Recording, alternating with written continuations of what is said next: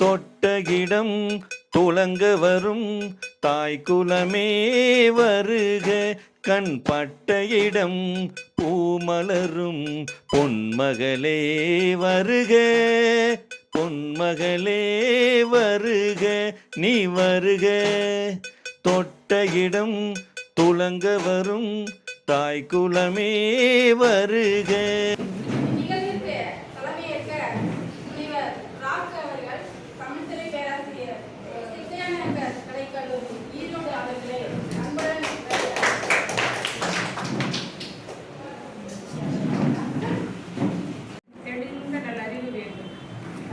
பாவமெல்லாம் பருதி கொண்டு படியே போல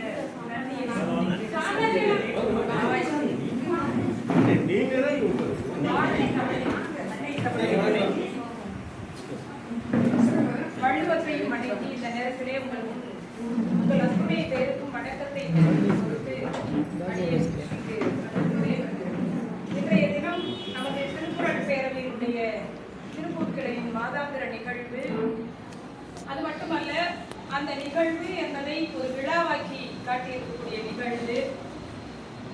அதோடு இந்த திருக்குறள் பேரவையினுடைய நிறுவனர் செம்மாந்த புகழுக்கு சொந்தக்காரர். ஆம், நாம் அத்துணை பேரும் வேறு வேறு குடும்பத்தை சார்ந்தவர்கள் என்றாலும் கூட நாம் அனைவரையும் ஒரே குடும்பத்தை சார்ந்தவர்களாக இங்கு அமர வைத்திருக்கக்கூடிய பெருமை அண்ணல் ஐயா அவர்களை தான் சார். இந்த நேரத்திலே அவர்களுடைய 80 வயது அகவை நிறைவடைந்து 81வது அகவையை நோக்கி இந்த நாள் சென்று கொண்டிருக்கிறது. இன்னும் அவர் பல்லாண்டு வாழட்டும். ஏனென்று சொன்னால் அவரால் பேச முடியவில்லை, இயங்க முடியவில்லை என்றாலும் கூட நம்ம எல்லாம் இயக்கக்கூடிய இணைக்கக்கூடிய ஒரு ஒரு உத்வேக சக்தி அவரிடம் இருக்கிறது.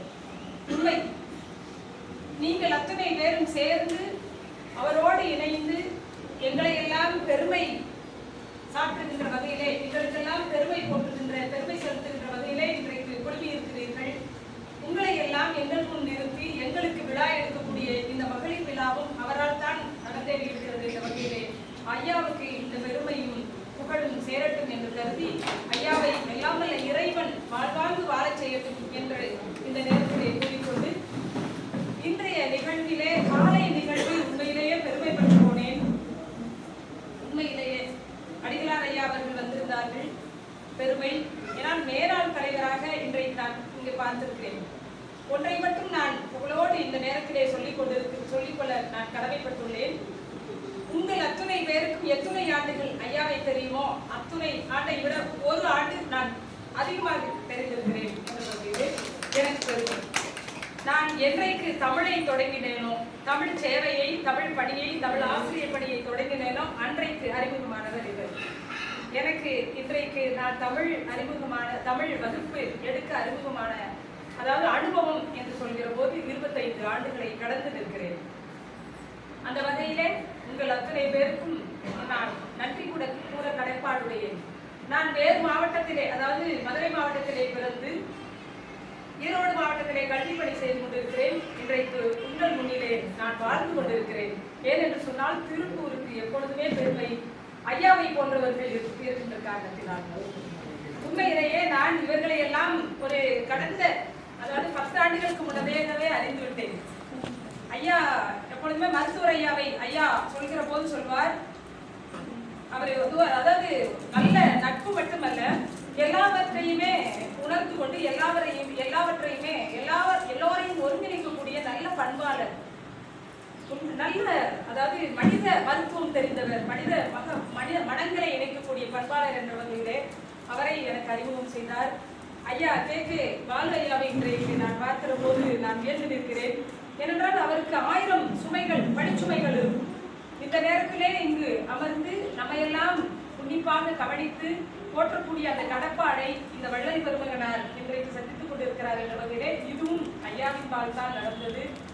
இன்னும் இருக்கக்கூடிய அருமை சகோதரர் கார்த்திகேயனும் சரி, இந்த நிகழ்வை ஒருங்கிணைத்துக் கொண்டிருக்கக்கூடிய சகோதரி வனஜாவும் சரி, ஐயா நீரணி பவளக்குண்டன் ஐயாவும் சரி, கல்லை தமிழ் சங்கத்திலே இருந்து வந்திருக்கக்கூடிய மதிவாணர் ஐயாவும் சரி, தாய் தமிழ் பள்ளி நிறுவனர் ஐயா அவர்களும் சரி, இன்றைக்கு புதுமுகங்களால் சந்தித்திருக்கக்கூடிய தமிழை, உண்மையிலேயே நான் தமிழ்ச்சங்கம் நிறுவி இருக்கக்கூடிய இடத்தில் நான் படித்தேன். பிறந்தேன் என்பதை விட இங்கு நான் பார்க்கிறேன் தமிழை வளர்க்க எத்துணை சங்கங்கள் இந்த திருப்பூரிலே. உண்மையிலே தமிழ் சார்ந்த ஒரு அமைப்புகளில் இருந்து வந்திருக்கக்கூடிய தலைமை சான்றோர்களை நான் தேர்ந்து நிற்கிறேன். உண்மையிலேயே தமிழன்னையை வளர்க்கக்கூடிய இந்த பொறுப்பை நீங்கள் ஏற்றிருக்கிறீர்கள் என்ற வகையிலே எனக்கு உண்மையிலேயே பெருமையாக இருக்கிறது. உங்கள் அத்துணை பேரையும் வணங்கி நிற்கிறேன். இன்றைய நாள் அடுத்த நிகழ்வை நெருங்கிக் கொண்டிருக்கிற வேளையிலே மகளிர் தின விழா. இது காலம் கடந்து இருக்கிற நிகழ்வாக நான் பார்க்கவில்லை. உண்மையிலே மகளிருக்கென்று மார்ச் 8ஆம் தேதி உலக மகளிர் தினமாக கொண்டாடுகிற நாளாக எல்லோரும் சொல்லிக் கொண்டிருக்கிறார். எங்களை நீங்கள் என்றைக்கெல்லாம் கொண்டாடுகிறீர்களோ அன்றைய நாளெல்லாம் எங்களுக்கு விழா நாள் தான். உண்மையிலேயே எங்க வீட்டுல அம்மா அப்படின்னு கூப்பிட்டீங்கனாலே எங்களுக்கு கொஞ்சம் பெருமையா இருக்கும். ஏய் அப்படின்னு கூப்பிடுறதை விட அம்மான்னு நீங்க உங்க அம்மா இடத்துல வச்சு அடுத்து எங்களை நீங்க கூப்பிட்டீங்கனாலே அன்னைக்கு எங்களுக்கு விழா தான். சரி அப்புறம் சரி நம்ம ஏதோ நம்மளை கூப்பிடுறாரு அப்படின்னு நாங்க கேட்போம். நீங்க ஏன் கூப்பிட்டு பாருங்க, எங்களுடைய பதிலே வேற மாதிரி என்ன அப்படின்பாங்க. அது வேற. இப்ப நீங்க அம்மா என்று அழைக்கிற போது நாங்கள் எல்லோரும் என்ன செய்கிறோம், உங்கள் அம்மாவின் இடத்திலே இருந்து என்ன அழைத்தீர்களா அப்படின்னு சுவாமி அப்படின்னு காலம் அது கடத்துல சுவாமி என்று கேட்கிறோம். என்ன அழைத்தீர்களா என்று கேட்கிறோம். நீங்க என்ன செய்வீங்க, எங்களை எதுக்கு கூப்பிடுவீங்க? ஏதாவது வேலை வைக்கிறதுக்கு தான் கூப்பிடுவீங்க. ஏன்னா அந்த வேலையை உங்க அம்மாவுக்கு அப்புறம் நாங்க தான் உங்களுக்கு செய்ய கடமைப்பட்டோம். உங்கள் சகோதரிகளாகவும் சரி, உங்கள் தோழிகளாகவும் சரி, உங்கள் மனைவியாக வந்திருக்கக்கூடியவர்களும் சரி, அத்துணை பேரும் கடமைப்பட்டவர்கள் தான் ஆண் வர்க்கத்தை உயர்த்தி நிறுத்துவதற்காக. உண்மையிலே அதனால் நீங்கள் எல்லோரும் எங்களுக்கு விழா எடுக்கிற இந்த நிகழ்வு எங்களுக்கு பெருமைக்குரியது. ஏனென்று சொன்னால் எங்களுடைய கூட்டம் குறைவாகத்தான் இருக்கிறது, உங்களுடைய கூட்டம் அதிகமாக இருக்கிறது. ஆடவர் வர்க்கம் என்கிறவர்கள் உங்களால் உண்மையிலேயே நிச்சயமாக பல பெண்கள் மகிழ்ச்சியாகத்தான் இருந்திருப்பார்கள். எந்த நேரத்தில் எதுவும் எனக்கு மகிழ்ச்சி புரியுது.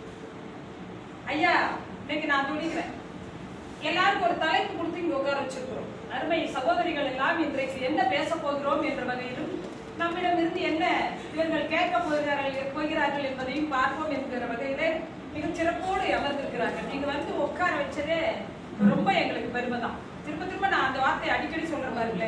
ஏன்னா ஒரு பெண்ணுக்கு கஷ்டம் வருது, அதாவது சிரமம் வருகிறது, துன்பம் வருகிறது அப்படின்னா நீங்கள் எல்லோரும் சொல்லிக் கொள்வது இன்னொரு பெண்ணால் அப்படின்னு. ஆனா நாங்கள் எல்லோரும் எதை துன்பம் என்று நினைக்கிறோம் என்பதை தயவு செய்து மறந்து விடாதீர்கள். அருமை சகோதரர்களே, உங்களை நான் சொல்கிறேன், எங்களுக்கானவர், எங்களுக்கே உரிமையானவர். ஏதாவது ஒரு வகையில நம்ம மனம் போடும்படி நடந்தால் அது பிரச்சனை ஆரம்பமாகிறது. அதற்கு அம்மா காரணமாக இருக்கலாம், சகோதரி காரணமாக இருக்கலாம், யார் வேண்டுமானாலும் காரணமாக இருக்கலாம். அது வளர்த்தெடுக்கிறவர்களாக இருப்பார். ஆனால் எங்கு தடுக்கிறது, எங்கு துளிர்க்கிறது என்று சொன்னால் அது ஆடவர் வர்க்கத்தில் இருந்துதான் துளிர்க்கிறது. ஏனென்று சொன்னால் ஒவ்வொரு பெண்ணும் ஒரு ஆண்மகனை சார்ந்தவர்களாகத்தான் சங்க காலத்தை இன்னும் வரைக்கிறாங்க. அடிச்சு சொல்லுங்க.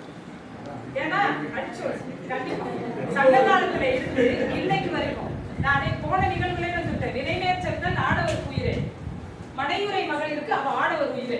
அதாங்க இந்த ரெண்டு பஞ்சு. உங்க வார்த்தையில சொல்ல போனா அந்த பொன்மொழிய சங்க இலக்கியத்திலே சொல்லிட்டாங்க. ஆடவர் யாருக்கு உயிர்? பெண்களுக்கு உயிர். அப்புறம் நீங்க வேற மாதிரி இருந்தா நாங்க சலச்சலத்தை செய்வோம், வேற வழியே. அது சங்க காலமே சொல்லிடுச்சு. அது மட்டும் இல்ல, அவை பிராட்டி நம்ம சொல்றோம் சங்க காலத்தை பொற்காலம் சொல்லி வச்சு இலக்கியத்துல சொல்லிட்டு இருக்கோங்க. இனி தமிழாசிரியர் நிறைய பேர் உட்கார்ந்துருக்காங்க. அது பொற்காலமா என்னன்னு புரட்டி பார்க்கிற காலம் இப்ப உண்மையிலேயே. ஏன்னா அந்த மாதிரியான சமூகத்துல தான் நம்ம இங்க உட்கார்ந்துருக்கோம். எதையுமே எல்லாரும் சொன்னோடனே நம்ப கூடாது, நம்பவும் மாட்டோம். ஏன்னா நம்ம பெருமான் என்ன சொல்லியிருக்கிறாரு பெருமகனார், எப்பொருள் யார் யார் வாய் கேட்பினும் அப்பொருள் மெய்ப்பொருள் காண்பது அப்படின்னு சொல்லி வச்சிருக்கிறார். அதனால நாங்க புரட்டி பார்ப்போம். இப்ப சங்க காலம் பொற்காலமா அப்படின்னு சொல்லி பார்க்கும்போது இல்லை இல்லை இல்லை ஒரு வசனம் எழுதி வச்சு போயிட்டாங்க. எங்க எந்த நாட்டுல எந்த ஊர்ல நாடாக இருந்தாலும் காடாக இருந்தாலும் மேடாக இருந்தாலும் பள்ளமா இருந்தாலும் எங்க ஆடவர் நன்றாக இருக்கிறார்களோ, எங்க ஆடவர் உன்னதமாக இருக்கிறார்களோ, எங்கே ஆடவர் உண்மையாக இருக்கிறார்களோ அங்குதான் அந்த நாடுதான் நலமாக இருக்கும்ன்றது சங்க காலம். சரி இன்னைக்கு மாறி இருக்குதாங்க ஐயா, நம்ம யோசிக்கிறோம். சங்க காலம் சரி, இடைக்காலமும் சரி, இன்று வரை எப்படி இருக்கிறார்கள்? பெண்களினுடைய நிலை என்ன இருக்கிறது? மகளிருக்கு விழா எடுக்கிறது சரி, உலகம் தாண்டி அளவுல மகளிர்லாம் விழா பண்ணாங்க, என்ன குறைச்சலா இருக்காங்க, எல்லா இடத்துலயும் தான் நல்லா வளர்த்தாங்க, தாங்க முடியலப்பா அந்த பெண்களுடைய இதெல்லாம் அப்படின்ற அளவுக்கு இன்னைக்கு வந்துருச்சு. அந்த அளவுக்கு வளர்ந்துச்சு. ஐயா, நம்ம யோசிக்கணும், எல்லோரும் நன்றாக இருக்கிறார்களா? எல்லா பெண்களும் மகிழ்ச்சியாகத்தான் இருக்கிறார்களா? எல்லா பெண்களும் வீதிக்கு வந்து விட்டார்களா? ஆமா, வீதிக்கு வந்துட்டாங்க, அங்க வீதிக்கு வந்துட்டாங்க. ஆனா எல்லா பெண்களினுடைய மனதிலும், எல்லா பெண்களுடைய குடும்பத்திலும், எல்லா பெண்களினுடைய வாழ்க்கையிலும் பிரச்சனை இல்லாமல் இருக்கிறதா? துன்பம் இல்லாமல் இருக்கிறதா அப்படின்னு இதை சங்க காலம் தொட்டு பேசியிருக்கிறாங்க. சங்க காலத்துல பாத்தீங்கன்னா அவங்க வாழ்க்கையே கஷ்டமா தான் வாழ்ந்துருக்காங்க. ஒருத்தர் எழுதியிருக்கிறார் கட்டுரை, என்ன கஷ்டமா வாழ்ந்துருக்காங்க, நினைச்ச பையனை அவர் சூஸ் பண்ணியிருக்கான் அப்படின்னு இருக்காரு. ஒருத்தர் பேசுறாரு, அதாவது அவர்கள் பிடித்த பெண்கள் வந்து பிடித்த பையனை அதாவது பார்த்த மாத்திரத்திலேயே காதல் கொண்டு இருக்கிறான், அப்புறம் உடன்போக்கும் செய்திருக்கிறான். வேற என்ன வாழ்க்கையில் என்ன கஷ்டப்பட்டாங்க? சங்க காலத்துல ஒரு பாட்டு, நற்றினையில ஒரு பாட்டு இருக்கு. அதாவது புள்ள வந்து என்ன பண்ணுவானா, தங்க தட்டுல சாப்பாடு சாப்பிட்டாலும் கொஞ்சம் கூடுதல் நேரம் எடுத்துக்கிட்டா நீங்க என்னை திட்டிட்டு உட்கார வச்சுருக்கேன். தங்க தட்டுல சாப்பிட்டா அம்மா வந்து எது கோல், என்ன கோல்னா மணற்கோளால அவளை ஓச்சினா, என்னது சாப்பிடி சாப்பிடி என்ன சாப்பிட்டா, வாச்சோறும் நெய்ச்சோறும் கலந்து உண்டா உனக்கு ஊட்டுனாலாம் தாய். அப்படி சாப்பிட்ட அந்த குழந்தை அந்த பொண்ணு கொஞ்ச நாள்ல பருவம் எழுதி இன்னொரு மணமகன், அதாவது அவளுக்கான மணமகனை தேர்ந்தெடுத்து உடன்போக்கு சென்று விட்டார். இப்ப வாசையில சொல்ல போனா ஓடி போறதுன்னு சொல்றாங்க பாருங்க, உடன்போக்கு தமிழ். அப்படி உடன்போக்கு போன பிறகு தாய் என்ன பண்றாங்க, அங்க போன இடம் எப்படின்னா ஒருவேளை சாப்பாட்டுக்கே கஷ்டம் இல்லை. ஐயா, நான் சங்க காலத்தை பத்தி சொல்றேன் இல்ல, நீங்க இப்பயும் நீங்க யோசனை பண்ணி பாருங்க பெண்களை, இல்லைன்னா இப்பவே என்னை எதிர்த்துருங்க, நான் திரும்ப பதில் சொல்லிட்டேன். அப்ப என்ன பண்ணாலாமா, தங்க தட்டுல தாய் வீட்டுல சாப்பிட்ட அந்த பொண்ணு மலர்கோள்களால் ஓச்சி தன் தாயால் அதாவது உணவூட்டப்பட்ட அந்த வளர்க்கப்பட்ட அந்த பெண்ணு தன் மணமகனினுடைய வீட்டுக்கு இல்லத்துக்கு சென்ற பிறகு எப்படி வாழ்கிறாள்? ஒருவேளை உணவுக்கு கஷ்டம். அப்ப அவர் இளைஞர்ல பிரிஞ்சு போயிடுறாரு. இப்போ இவளுடைய நிலையை அறிந்து தந்தை என்ன செய்தாராம், உணவு பண்டங்களை கொடுத்து அனுப்பினாராம். நம்ம பிள்ளை கஷ்டப்படுது, போனா போகுது, நம்ம தான் நேரம் போய் உறவு கொண்டாட முடியாது, அது உடன்போக்கு போயிடுச்சு, நம்மள கண்டுக்காம தந்தை கொடுத்து அனுப்புறாங்க. அதை உடனே என்ன பண்ணலாம், எடுத்துட்டு போ, எதுக்கு இங்க கொண்டு வந்த? ஏனென்று சொன்னால் என்னுடைய கணவனுடைய எது வீட்டுல ஒரு பூவல் தண்ணி கிடைச்சா கூட அது எனக்கு தேடுறா, எங்க அப்பா கொடுக்கறது எனக்கு தேவையில எடுத்துட்டு போன்னு சொன்னாலும் எங்க இன்னைக்கு வரைக்கும் பொண்ணு அப்படின்றாங்க. கௌரவமா எதுன்னு நினைப்போம்னா கணவன் வீட்டுல இருக்கிறது தான் நாங்க பெருமையா நினைப்போம். அதாவது என்ன இருக்கோ அதை பெருமையா நினைப்போம். அப்பா வீட்டு பெருமையானா உங்ககிட்ட மட்டும்தான் நாங்க பேசுவோம். நாங்க பொது வெளியில வந்து புருஷ வீட்டு பெருமையா தான் பேசுவோம். நீங்க இங்க இருக்கவங்க யாருக்கு வேணாலும் கேட்டு பாருங்க, எங்க வீட்டுக்காரர் ஏதாவது வாங்கி கொடுத்தாரு, அப்பா வாங்கி கொடுத்தாருன்னா வீட்டுக்காரர் வாங்கி கொடுத்த வாங்கிதான் பெருமை எங்களுக்கு. அப்பா வாங்கி கொடுத்தாரு, வாங்கி கொடுப்பாரு, பொம்பளை பிள்ளை வச்சுட்டாருங்க. அப்படிதாங்க சங்க காலம்ல இருந்து இன்னைக்கு வரைக்கும் பெண்கள் அப்படித்தான் வாழ்ந்திருக்கிறார். பெண்களுடைய நிலை, பெண்களுடைய நிலைப்பாடு என்னவாக இருக்கிறது? ஆண்களை சார்ந்திருக்கிறது. அவர்களுடைய உள்ளம் ஆண்களினுடைய அன்பை தேடி இருக்கிறது. அவர்களுடைய வாழ்க்கை ஆண்கள் எவ்வாறு வாழ்கிறார்களோ அவர்களைத்தான் போற்றி இருக்கிறது. அப்படியான வாழ்க்கையை தான் விரும்பி இருக்கிறார். அது இன்றைக்கு இருக்கிறதா?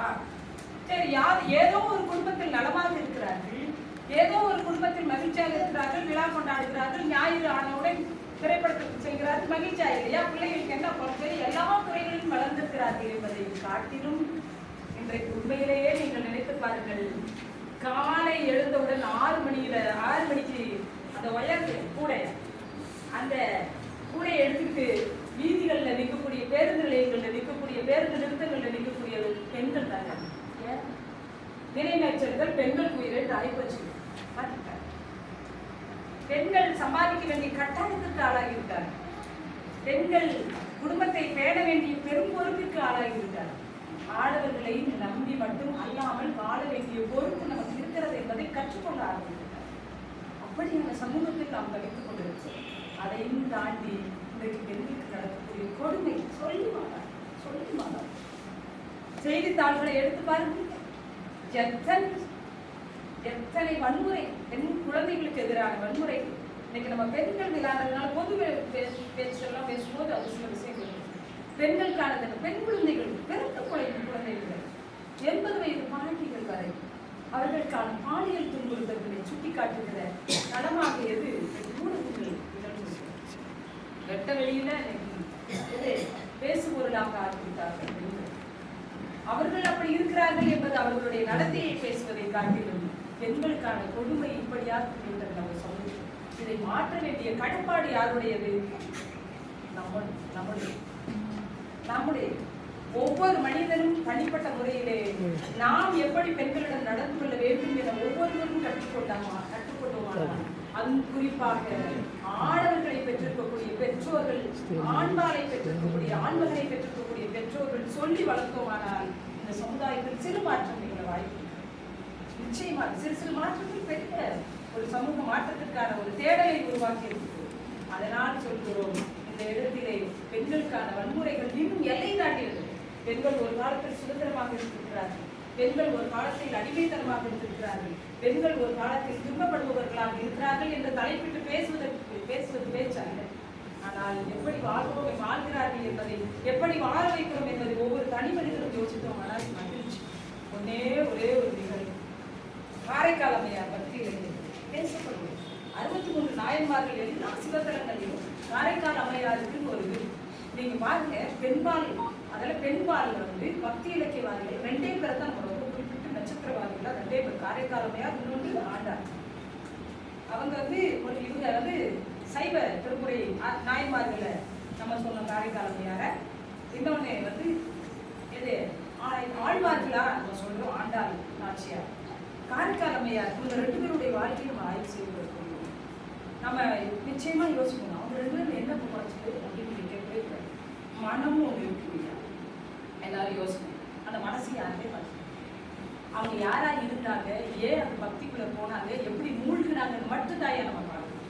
உண்மையிலேயே காரைக்கால் அம்மையார் திருவாலங்காட்டிலே எது கையால நடந்து போனாங்க, தலையில போனாங்க. திருவாலங்காட்டு இறைவன் சிவபெருமானை தரிசித்தார்.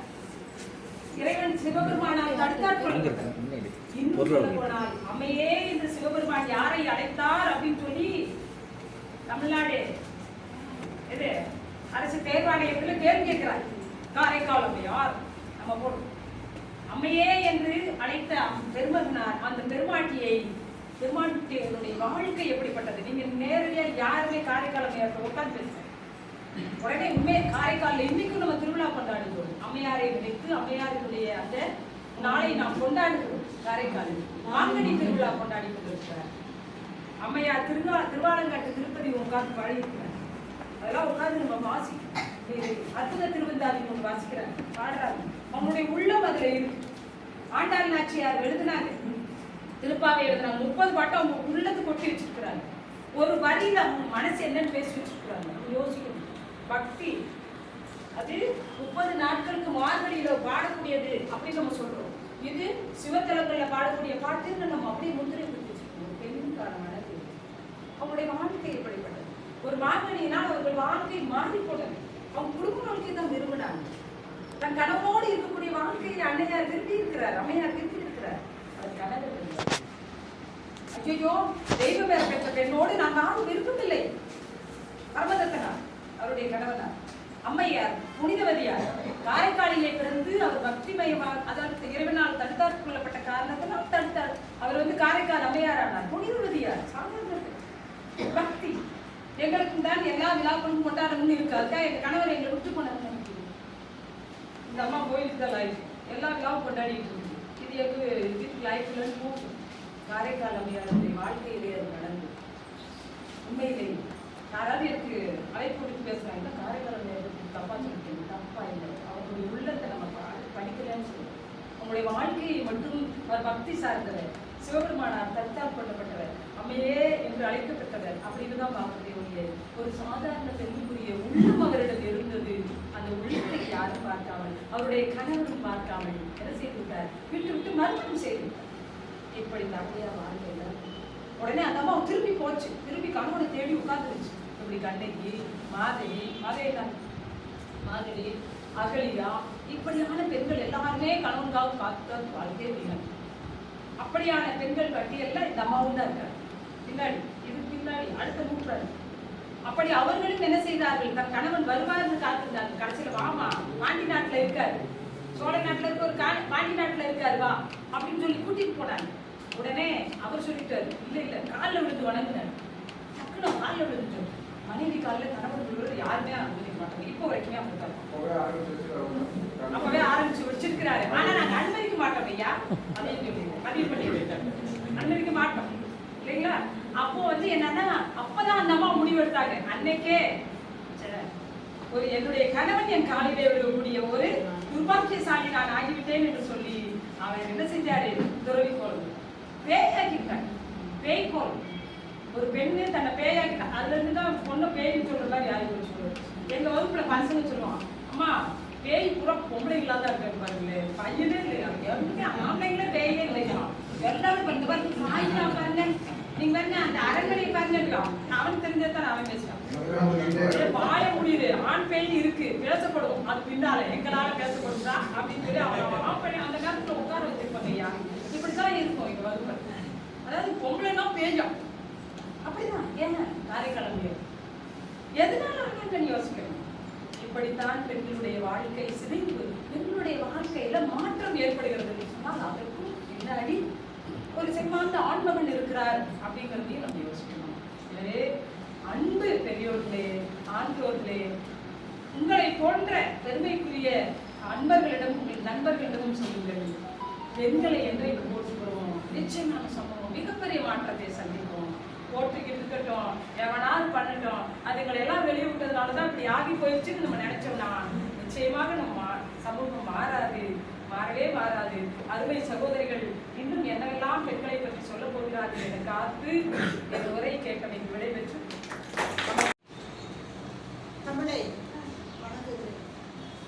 தமிழை எனக்கு பயிற்சி விட்ட என் தாயையும் நான் வணங்கி முப்பெரும் விழாவாக நடந்து கொண்டிருக்கிற அந்த நிகழ்வுல மகளிருக்கும் ஒரு வாய்ப்பு கொடுத்து மகளிரையும் முன்னால் அமர வைத்து அமர்ந்திருக்கிற ஆண்டவர்களே, சான்றோர்களே, அனைவரையும் வணங்கி பல தினங்கள் கொண்டாடப்படுகிறது. யோகா தினம், எய்ட்ஸ் நோய் ஒழிப்பு தினம், போதைப்பொருள் ஒழிப்பு தினம், தண்ணீர் தினம், சிறுவர்கள் தினம், காதலர்களுக்கு கூட காதலர் தினம். இத்தனை தினங்களுக்கு மத்தியிலும் மகளிரையும் வணங்க வேண்டும், நினைக்க வேண்டும் என்று சொல்லி மார்ச் 8ஆம் தேதி மகளிர் தினத்தை உலகமெங்கும் கொண்டாடினாலும் நாங்கள் இன்னும் மகளிரை மறக்கவில்லை என்று சொல்லி இன்றும் மகளிர் தினத்திற்கு ஒரு வாய்ப்பு கொடுத்து இந்த நிகழ்வை ஏற்பாடு செய்து நடந்து கொண்டிருக்கிற பொறுப்பாளர்களையும் நான் வணங்கி வருகிறேன். எனக்கு இந்த கருத்தரங்கத்திலே பேசும்படி கொடுக்கப்பட்ட தலைப்பு பார் போற்றும் பெண்கள். பார் என்றால் உலகம், உலகமே வியந்து பார்க்கக்கூடிய பெண்கள் என்கிற ஒரு தலைப்பிலே இந்த நாளிலே ஒரு சில கருத்துக்களை மட்டும் நான் சொல்ல விரும்புகிறேன். இங்கு உட்கார்ந்து இருக்கிற ஆண்களுடைய உள்மனதிலே ஒரு வார்த்தை ஓடிக்கொண்டிருக்கும், ஒரு உணர்வுகளிலே ஒரு சிந்தனை ஓடிக்கொண்டிருக்கும்.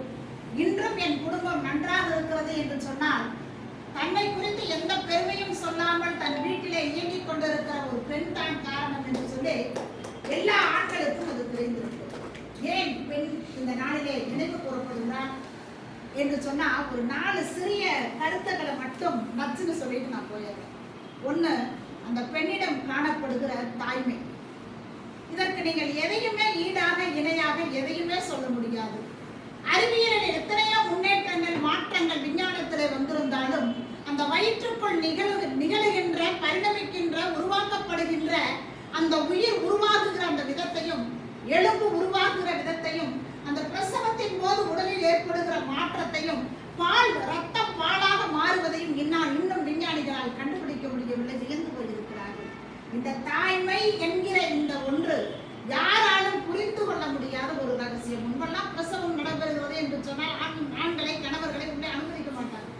ஆனால் இன்றைக்கு பிரசவ அறைக்குள்ளே ஆண்களை அனுமதிக்கிறார்கள். ஒரு ஆணானவன் அல்லது கணவனானவன் உள்ளே சென்று ஒரு பெண் ஆனவன் ஒரு குழந்தையை பிரசவிப்பதற்காக என்ன பாடுபடுகிறான் என்பதை அவன் பார்த்து விட்டு வெளியே வருகிற பொழுது அவன் உலகம் முழுவதையும் அவன் அறிந்து வைத்திருப்பான். அதை குறிப்பிடும் பொழுது இப்படி சொல்லுவார்கள், அது ஒரு பிற சபம் என்று சொல்லி.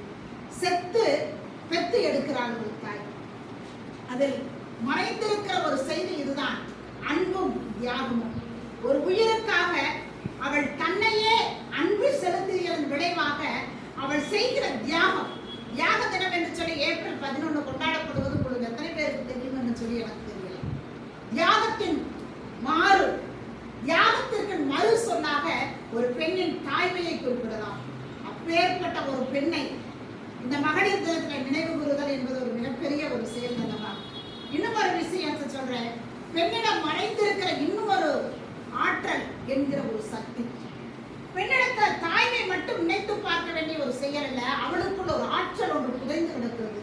இந்த ஆற்றலை நான் எதை சொல்ல வருகிறேன்னா, அவளுடைய அறிவு. ஒருவேளை இப்படியாக கூட இருக்கலாம், ஆண் குழந்தை 9 மாதத்திலே பிறந்து விடும். ஆனால் பெண் குழந்தை அப்படி அல்ல, எச்சா ஒரு 15 நாள் அம்மா வயிற்றுக்குள்ள இருந்துட்டு தான் வரும். ஒருவேளை எச்சா ஒரு 15-20 நாட்கள் இருக்கிறனாலதான் அந்த குழந்தைக்கு அவ்வளவு நுண்ணறிவு பெண்ணுக்கு இருக்கிறதா என்று சொன்னால் தெரியவில்லை. ஒருவேளை இருக்கலாம். இப்படியாக நான் சொல்லுகிறேன், எல்லா எக்ஸாம்களையும் பாருங்க, காம்படிட்டிவ் எக்ஸாம் ஆகட்டும், வேற ஏதாச்சும் போட்டிகளா இருக்கட்டும், முதலிடத்துல பெண்கள் இருப்பாங்க. நீங்க ஒரு வேலை யோசிப்பாங்க, வீட்டுல அவளுக்கு என்ன வேலை உள்ளே படிச்சு கிடக்குறாங்க, ஆனா ஆம்பளை பையன்களுக்கு அப்படியா இல்லை. பெண்கள் சமயோசித கூறிய ஞானம் உடையவர்கள், அறிவுடையவர்கள். ஆண்மகனானவன் திடீரென்று ஒரு சோதனை வருகிற பொழுது துவண்டு விடுவார்கள். ஆனால் பெண் என்பவள் அப்படிப்பட்டவல்ல, அந்த சுமையையும் சுகமாக ஏற்று கடந்து வருபவள் தான் பெண். ஒவ்வொரு குடும்பத்திலும் பலதரப்பட்டதான பிரச்சனைகள் இருக்கும்.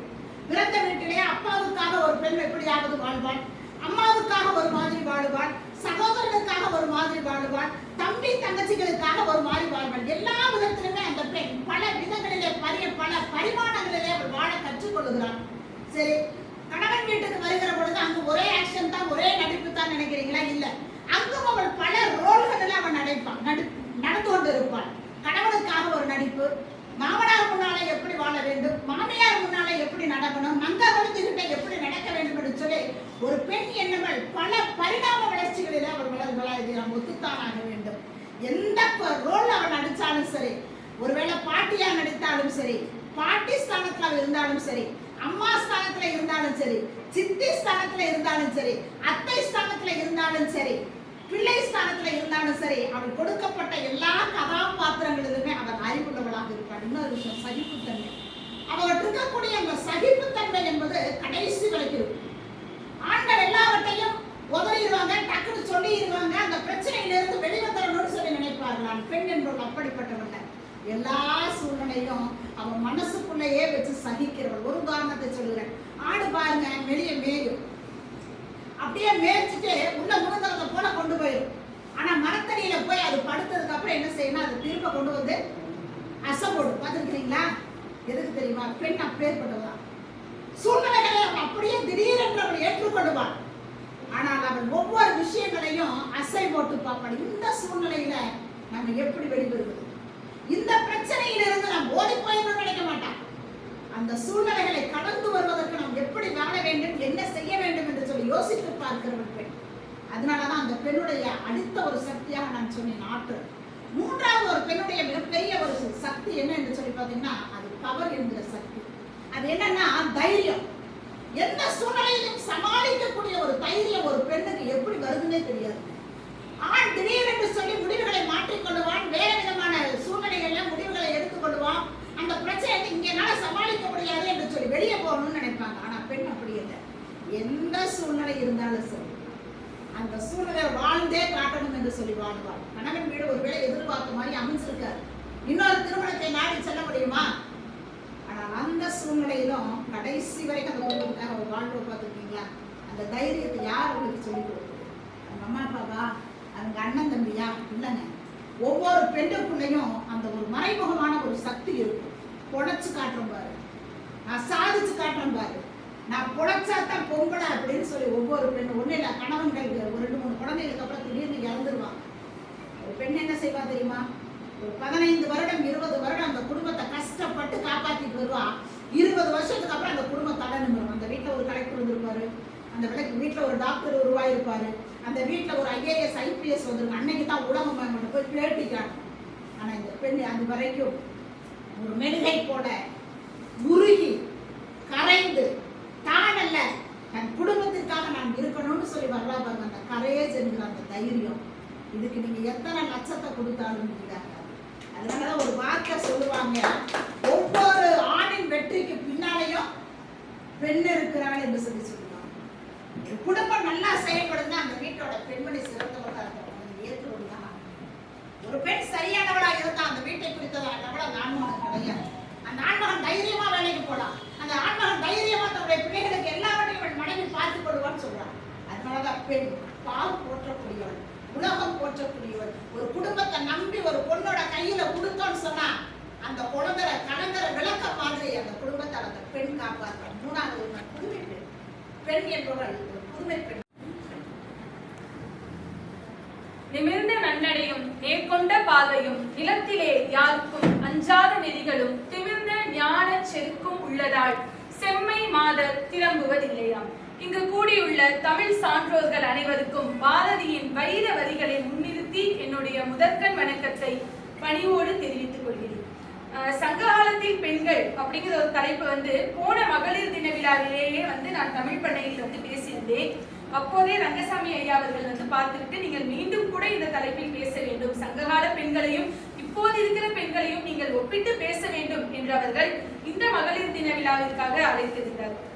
இன்றைக்கு அவரால் வர முடியவில்லை. சங்ககால பெண்கள் எப்படி, இந்த கால பெண்கள் எப்படி அப்படின்னு கேட்கும் போது கலைவாணர் ஐயா அவர்கள், கலைவாணர் NS கிருஷ்ணன் ஐயா அவர்கள் ஒரு திரைப்படத்துல சொல்லியிருப்பாரு. ஒரு திரைப்படத்துல NS கிருஷ்ணன் ஐயா அவர்கள் ஒரு நாற்காலி போட்டு உட்கார்ந்து இருக்காரு. அவரை பார்ப்பதற்காக அவருடைய நண்பர் ஒருவர் வீட்டுக்கு வராது. வீட்டுக்கு வரக்கூடிய நண்பர் உட்கார்ந்து 2 பேரும் பேசிக்கிட்டு இருக்காங்க. பேசிக்கிட்டு இருக்கும்போது ஒரு அம்மா இப்படி நடந்து போகுது. யாருவங்க? நம்ம சம்சாரங்களா? நம்ம சம்சாரம் இல்லப்பா, ஏன் சம்சாரம். அவங்க என்ன பண்றாங்க அப்படி, அவளுக்கு என்ன, அவ காட்டுக்கு போவா, களை எடுப்பா, காரியம் பாப்பா, கஞ்சி குடிப்பா அப்படிங்கிறது. கொஞ்ச நேரம் கழிச்சு அந்த வழியா ஒரு வாலிப பெண் நடந்து போறாங்க. இது யாருங்க? உங்க பொண்ணுங்களா? நம்ம பொண்ணுப்பா. நம்ம பொண்ணு என்னங்க பண்ணுது? அவளுக்கு என்ன, அவ காது ஓட்டுவா, கண்ணாடி பாப்பா, காலேஜுக்கு போவா, காபி குடிப்பா அப்படிங்கிறது. ஆக சங்ககால பெண்கள் எப்படி இருந்தாங்க, இந்த கால பெண்கள் எப்படி இருந்தாங்கிறத ஒரு நகைச்சுவையா NS கிருஷ்ணன் அவர்களுடைய கலைத்திறமையே அப்படித்தான் ஒரு நகைச்சுவையா ஒற்றை வசனத்துல அவர் சொல்லியிருப்பார். இன்னைக்கு கணவன் மனைவி காலையில் விழுந்து விட்டார்கள், அதாவது ஆணும் பெண்ணும் சமம் என்று நாம் சொல்லிவிட்டோம். பின்பு யார் காலை யார் பிடித்தால் என்ன குடும்பம் நன்றாக போகிறதா என்பதை தான் நாம் பார்க்க வேண்டும். நம்ம சங்க காலத்துல இருந்து எத்தனையோ ஆண்களை பார்த்துட்டோம், எத்தனையோ பெண்களை பார்த்துட்டோம். நம்மளுடைய அமைப்புல பாத்தீங்கன்னா கடவுளே குடும்பத்தோட இருக்கிற மாதிரி காமிச்சிருப்பாங்க. ஏன் காமிச்சிருப்பாங்க? நம்ம வீட்டுக்குள்ள அண்ணன் தம்பி 2 பேரும் ஒரு முட்டாய் வச்சுட்டு அடிச்சுக்கும் போது சொல்லலாம், டேய் உங்களோட பெரிய தொல்லையா போச்சு, நீங்களே தான் சமாளிக்கவே முடியல அப்படின்னு அந்த அம்மா சொல்லும். அப்ப உள்ள ஒரு பாட்டி சொல்லும், ஆமா பார்வதி பரமசிவன் குடும்பத்திலேயே ஒரு பழத்துக்காக அடிச்சுக்கிட்டாங்க, இது என்ன பெரிய விஷயமா அப்படின்னு அந்த அம்மா சொல்லும். ஆக நம்மளுடைய தெய்வத்திலேயே ஒரு குடும்ப அமைப்பு அப்படிங்கிறது இருக்கு. நம்ம ஒரு தெய்வத்தை யோசிச்சு பாருங்க, எப்பவுமே கணவர் படுத்துட்டே இருப்பாரு, அந்த கணவர் காலை பிடிச்சுக்கிட்டே ஒரு அம்மா உட்கார்ந்து இருப்பாங்க. யார் இந்த தெய்வம்? பெருமாள். பார்க்கடல்ல பள்ளி கொண்டு இருக்கக்கூடிய பெருமாள். அவங்களுடைய மனைவி லட்சுமின்னு வச்சுக்கலாம், திருமகள்ல வைத்துக் கொள்ளலாம். அவங்க எப்பவுமே அவங்களுடைய காலை பிடித்து அமர்த்தி கொண்டே இருப்பாங்க. இதே போல மனைவியினுடைய காலிலே ஒரு கணவன் விழுந்திருக்கிறார், ஒரு இறைவன்.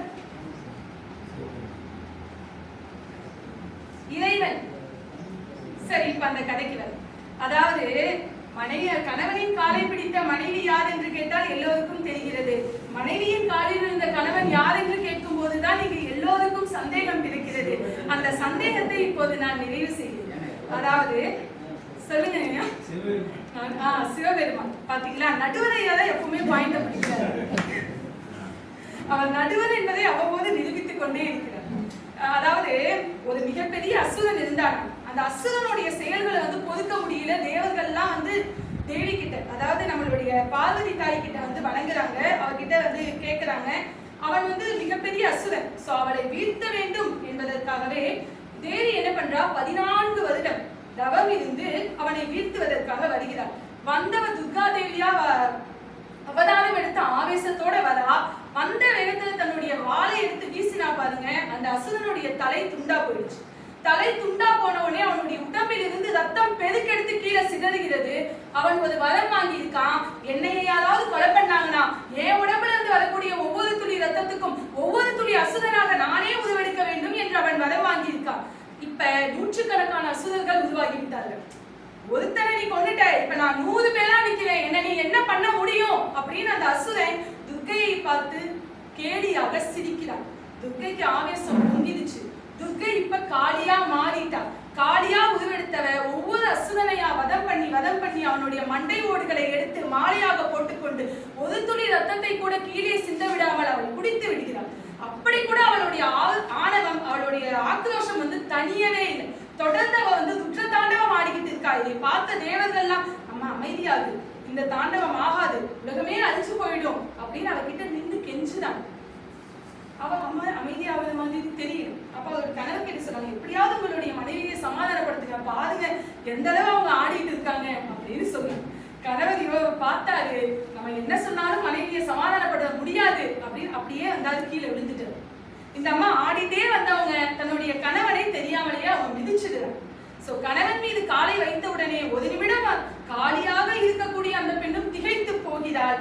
ஒரு நிமிஷம் தன்னை நிறுத்தி தான் உள்ளே இருக்கக்கூடிய ஆத்திரத்தை எல்லாம் பெருமூச்சாக வெளியே விட்டு நாக்கை வெளியே தள்ளி தன்னைத்தானே ஆசுவாசப்படுத்திக் கொள்கிறார். இதுதான் நீங்க உலகெங்கும் உள்ள எத்தனை கோயில்களுக்கு போய் பார்த்தாலும் கூட கருணையே வடிவான காளியின் கீழே இருப்பவர் அவருடைய கணவர் சிவபெருமான் தான். எல்லா இடங்களையும் பெண்ணையும் ஆணையும் நம்ம ஒரு சமமான போக்களை வைத்திருந்தோம்னா அந்த சமூகம் ஒரு ஆரோக்கியமான சமூகமா தான் இருக்க முடியும். இப்போ புதுசா திருமணமான ஒரு கணவன் மனைவி இருக்காங்க. நான் இந்த ஒரு நிகழ்வோட இதை முடிச்சுக்கலாம் அப்படின்னு இருக்கேன். புதுசா திருமணமான கணவனும் மனைவியும் இருக்காங்க. இந்த கணவருக்கு ஒரு பழக்கம் இருக்கும். அவர் தினம் நைட்டு என்ன பண்ணுவார்னா, ஒரு டம்ளர் எடுத்து வச்சுப்பாரு, ஒரு மதுபானம் எடுத்து வைத்துக் கொள்வார். அவர் தினமும் இரவு ரெண்டு டைம் அதை சாப்பிட்டு தான் அந்த மதுபானத்தை குடித்து விட்டு தான் அவர் உறங்குவார். இது அவருடைய அன்றாட பழக்கமாக இருக்குது. இந்த கணவர் என்ன பண்றாரு, ஒரு நாள் ஊருக்கு போயிட்டார். ஊருக்கு போனவர் அவர் போன வேலையெல்லாம் முடிச்சுட்டு மனைவிக்கு ஒரு சர்ப்ரைஸ் கொடுக்கலாம் அப்படின்னு சொல்லி அவர் திரும்ப வீட்டுக்கு வர்றார். வீட்டுக்கு பார்த்தா அந்த அம்மா கணவர் பாதிரியே அதே இடத்துல உட்கார்ந்து அந்த அம்மா மதுபானத்தை 2 டம்ளர் ஊத்தி அந்த அம்மா குடித்துக் கொண்டிருக்கிறார். இதை பார்த்த உடனே அந்த கணவனுக்கு எப்படி இருக்கு? கோபம், ஆவேசம், ஆத்திரம். அந்த கணவனால தாங்கிக்க முடியல. நீ எல்லாம் ஒரு பெண்ணா? உன்ன வீட்டுல இப்படித்தான் வளர்த்தாங்களா? குடும்பம் மாற போச்சு, குடும்ப மரியாதை போச்சு, இதெல்லாம் ஒரு வளர்ப்பா இப்படி சொல்லி அவன் ஆவேசப்பட்டு கத்துறான். அந்த பெண் ஒரு வார்த்தை கேட்கிறான், இவ்வளவு நாளா நீயும் தான் இந்த தவறு செய். ஆக ஒரு ஆண் ஒரு தவறை செய்யும் போது அதற்கு பெயர் உடல்நலக்கேடு. ஒரு பெண் அந்த தவறை செய்யும் போது அதுக்கு பேர் ஒழுக்கக்கேடா? ஒழுக்கம் என்பது பெண்ணிற்கு மட்டுமே எழுதப்பட்ட தனி சட்டமா? இதை பாரதி தெளிவுபடுத்துகிறார். கற்பை உயர்வென்று சொல்வோம், அதை இரு கட்சிக்கும் பொதுவிலே வைப்போம். ஒரு ஆண் செய்தாலும் ஒரு பெண் செய்தாலும் தவறுதான், சரிதான் என சொல்லி இந்த தெளிவோடு இனி நாம் வருங்காலத்தை எதிர்கொள்வோம் என சொல்லி வாய்ப்புக்கு நன்றி பாராட்டி விடைபெறுகிறேன். நன்றி.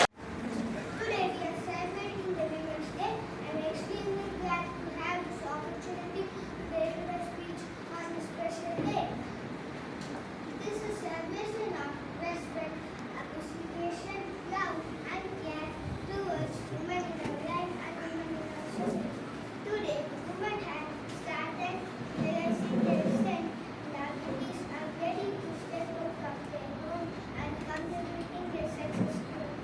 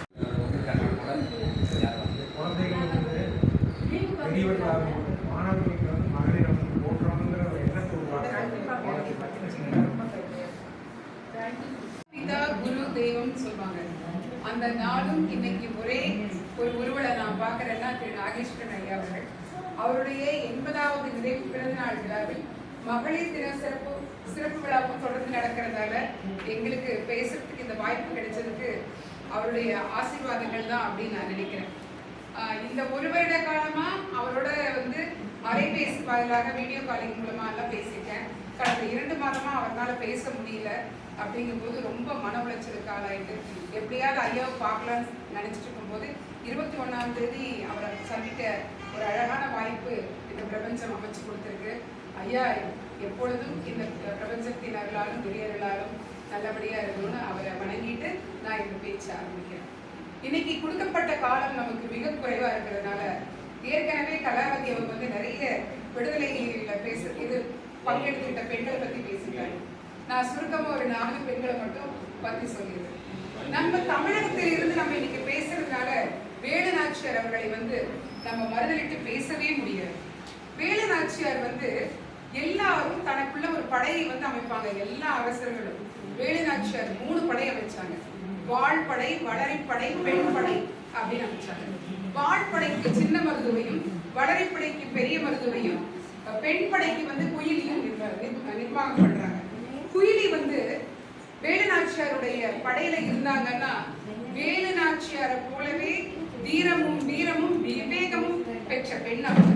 ஏன்னா தனக்கு கீழே ஒரு பெண் படையை அமைச்சு அதுல வந்து ஒரு முதன்மையா அந்த பெண்ணை நிறுவறாங்க ஒரு பெண். அப்படிங்கும் போது அங்க எவ்வளவு புரிதல் அந்த பெண்களுக்குள்ள இருந்து.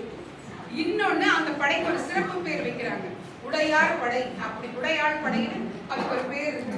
அது ஏன் அந்த பேரை வைக்கிறாங்க அப்படின்னா, ஒரு நாள் வேலு நாச்சியார் அவர்கள் வந்து வழியில போயிட்டு இருக்காங்க. அப்போ ஒரு பெண் குழந்தை பத்தி கேள்விப்படுறாங்க. என்ன அப்படின்னா, ஆங்கிலேயர்கள் வேலு நாச்சியார் எங்கேன்னு தொலாவிட்டு வந்து அந்த உடையார் அப்படிங்கிற பெண்கிட்ட வந்து கேட்கிறாங்க அந்த சிறுமி கிட்ட. அப்போ அந்த பெண் சொல்லுது, நான் எதுக்கு உனக்கு அவங்களை காமிச்சு கொடுக்கணும், அப்படியெல்லாம் ஒரு ஆள் இல்லை, நீ உனக்கு தைரியம் வேணும் வாழணும்னு நினைச்சா உன் நாட்டுக்கு திரும்பி போ அப்படின்னு சொன்னாங்களாம். அப்போ ஆங்கிலேயர் என்ன நினைச்சா, இந்த பொண்ணு என்ன இவ்வளவு துணிச்சலா பேசுது அப்படிங்கும் போது தமிழகத்து பெண்கள் வந்து வீரத்திலும் விவேகத்திலும் சிறந்து விளங்கினவர்கள் அப்ப சிறுமியிலேயே அப்படிங்கும் போது அந்த பெயரை கேள்விப்பட்டு அந்த படைக்கு வைக்கிறாங்க. அது ஒரு சிறப்பு. 2வது ஜான்சி ராணி லட்சுமிபாய் அவங்களோட வாழ்க்கையில் எடுத்துக்கிட்டோம்னா, ஜான்சி அந்த நாட்டினுடைய மன்னர் திருமணம் செஞ்ச போது அவருக்கு ஆண்மகவு பிறக்கிறது இல்லை, பெண்மகவு தான் பிறக்கிறது. அந்த காலத்துல ஆங்கிலேயர்கள் ஒரு சட்டம் வச்சிருந்தாங்க. என்ன சட்டம் வச்சிருந்தாங்க அப்படின்னா, ஆண் குழந்தை இல்லாதவருடைய சொத்தை எல்லாமே அவங்க எடுத்துட்டு போயிடுவாங்க. அவங்களுடைய முத்திரையை குத்தி எடுத்துட்டு போயிடுவாங்க. மன்னர் இறந்த பிறகு அதே மாதிரி செய்யறாங்க.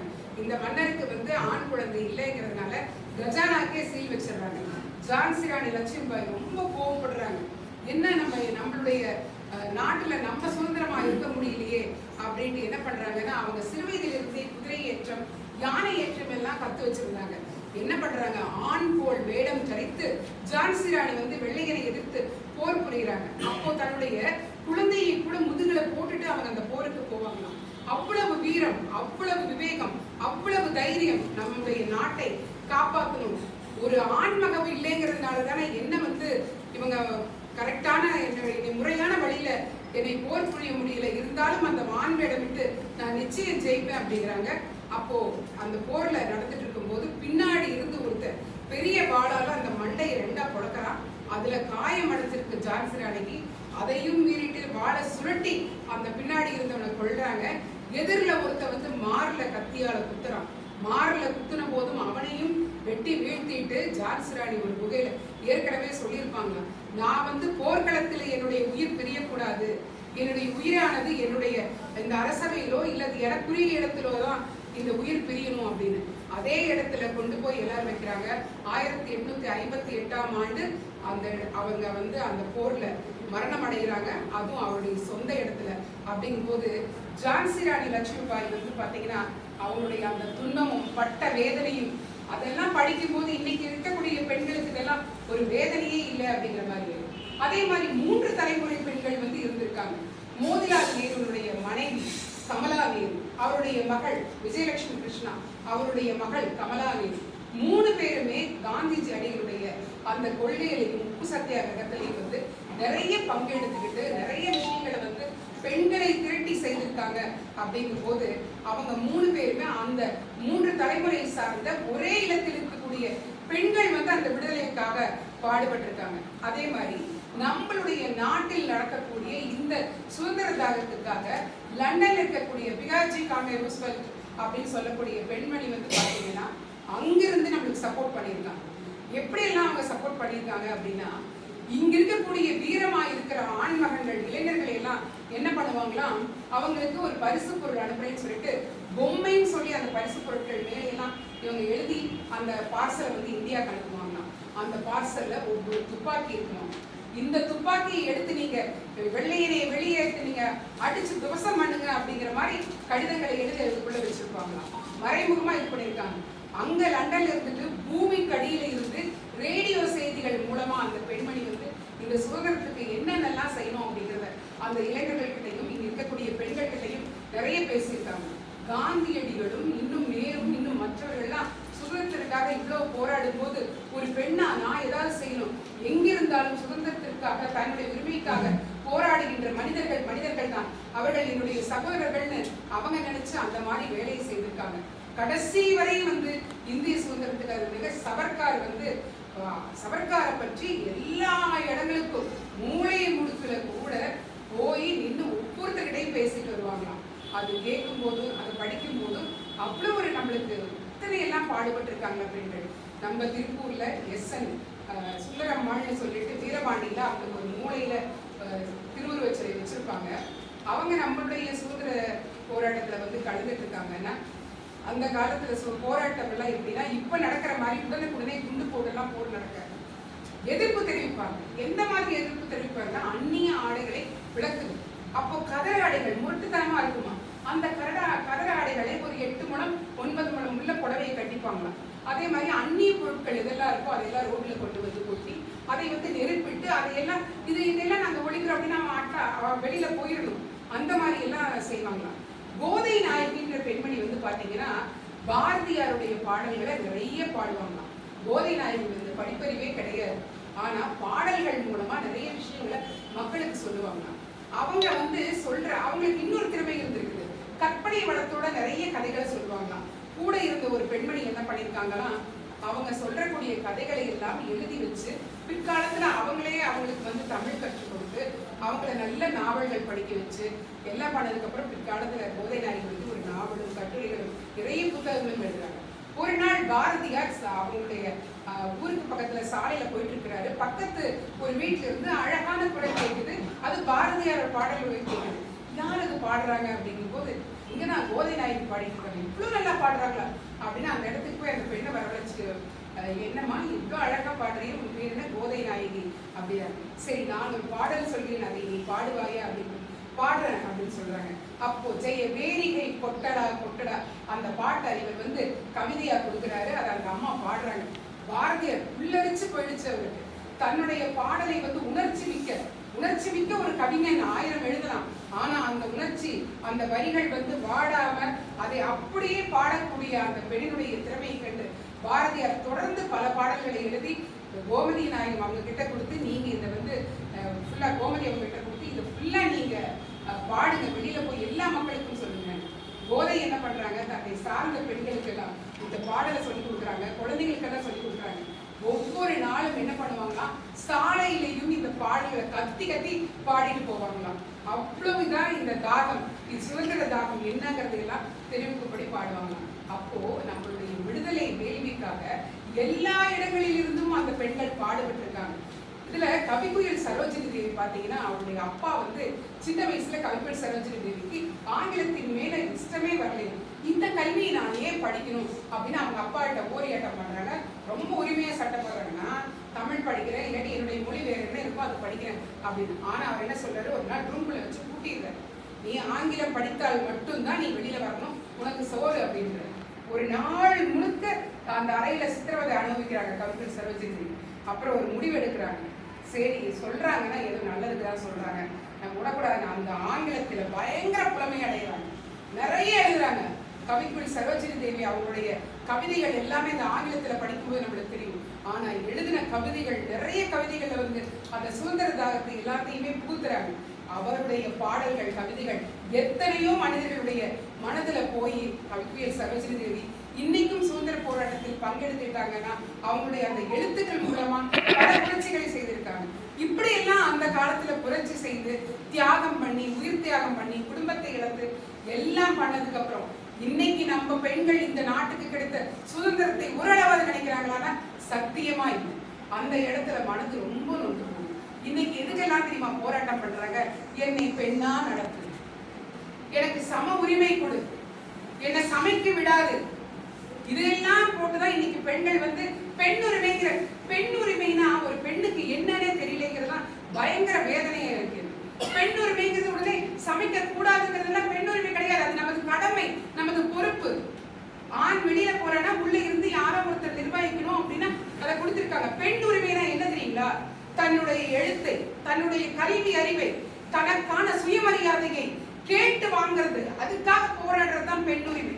ஆனா இன்னைக்கு பெண் உரிமை எப்படி இருக்கு அப்படின்னா, நாகரிகமான ஆடை உடுத்துவதிலும், ஆண்களை எழுத்துக்கிட்டு நான் 12 மணிக்கு கூட நான் வெளியில போவேன்னு சொல்லிட்டு பாலியல் பலாத்காரம் நடக்கக்கூடிய வாய்ப்புகளை உருவாக்கி கொடுத்துட்டு இருக்காங்க இன்னைக்கு.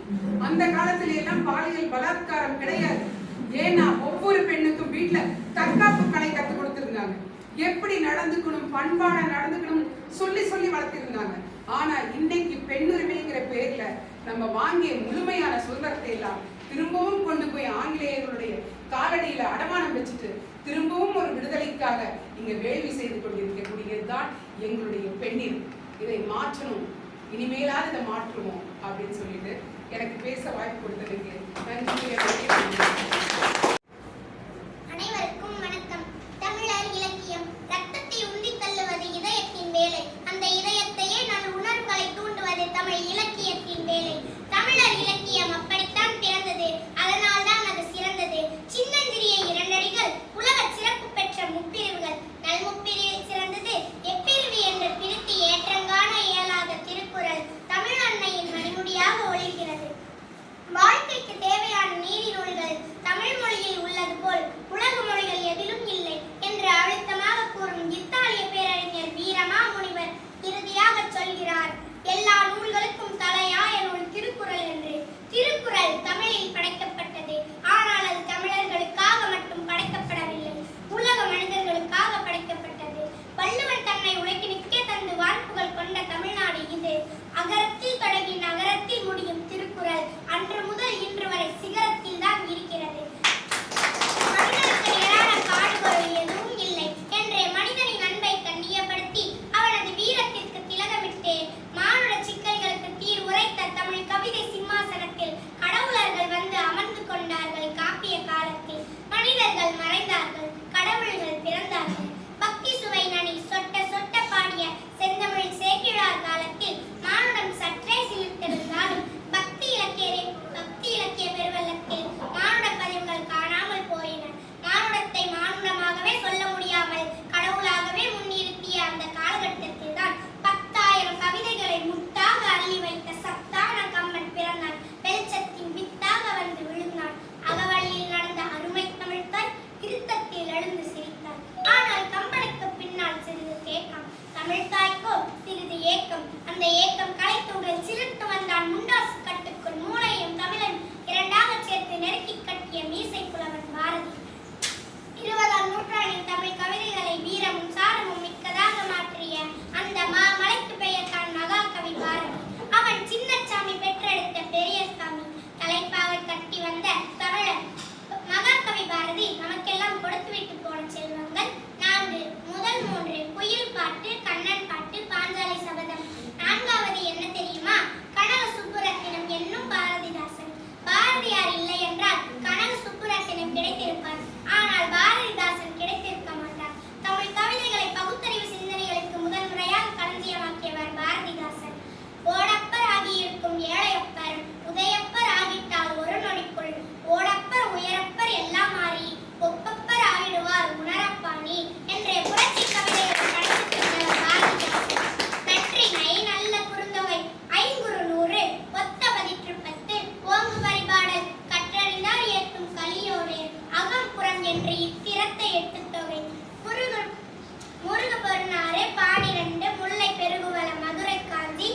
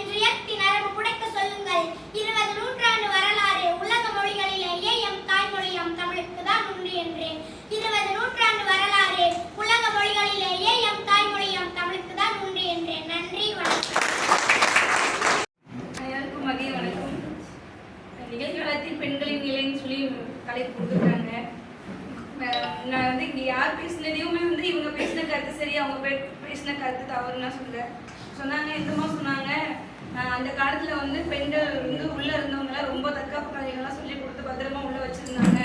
பெண்கள் வந்து பாதுகாப்பாக இருந்தாங்க. இந்த காலத்தில் பெண்கள் 12 மணிக்கு வெளியே போகிறதா சுதந்திரம்னு சொல்லி போய் பெண்கள் பாலியல் இதுக்காக நம்மளே தூண்டப்படுற மாதிரி சொன்னாங்க.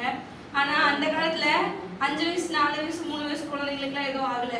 80 வயசு பாட்டிக்கும் ஒன்றும் ஆகலை, 60 வயசு பாட்டிக்கும் ஒன்றும் ஆகலை, 40-30 வயசு பொண்ணுங்களுக்கும் ஒன்றும் ஆகலை. ஆனால் இந்த காலத்தில் பிறந்த குழந்தையிலிருந்து சாக போகிற பாட்டி வரைக்கும் எல்லாருக்குமே பாலியல் துன்புறுத்தல். அந்த 80 வயசு பாட்டி வீட்டு விட்டு வெளியே போகலையே. நேற்று எங்கள் தாய் தமிழ் ஸ்கூல் பக்கத்தில் இருக்கிற ஒரு தெருவில் நேற்று மதியானம் 3 வயசு குழந்தை ஒரு தாத்தாவும் பேரனும் சேர்ந்து பண்ணுறாங்க. ஈவினிங் பணத்தை கட்டி வெளியே வந்துடுறாங்க. இந்த காலத்தில் அந்த 3 வயசு குழந்தை எத்தனை மணிக்கு வெளியே போச்சு? 3 வயசு குழந்தை விளையாடுது. அந்த காலத்தில் நம்ம தெருவில் குழந்தைங்களை விளையாட விட்டுட்டு வீட்டில் பெண்கள் வேலை பார்ப்பாங்க. இந்த காலத்தில் பெண்கள் வீட்டுக்குள்ளே தான் இருக்காங்க. ஆனால் குழந்தைங்களை ஒரு 2 வயசு குழந்தை தெருவில் விளையாட விடுறோமா? விட முடியுதா?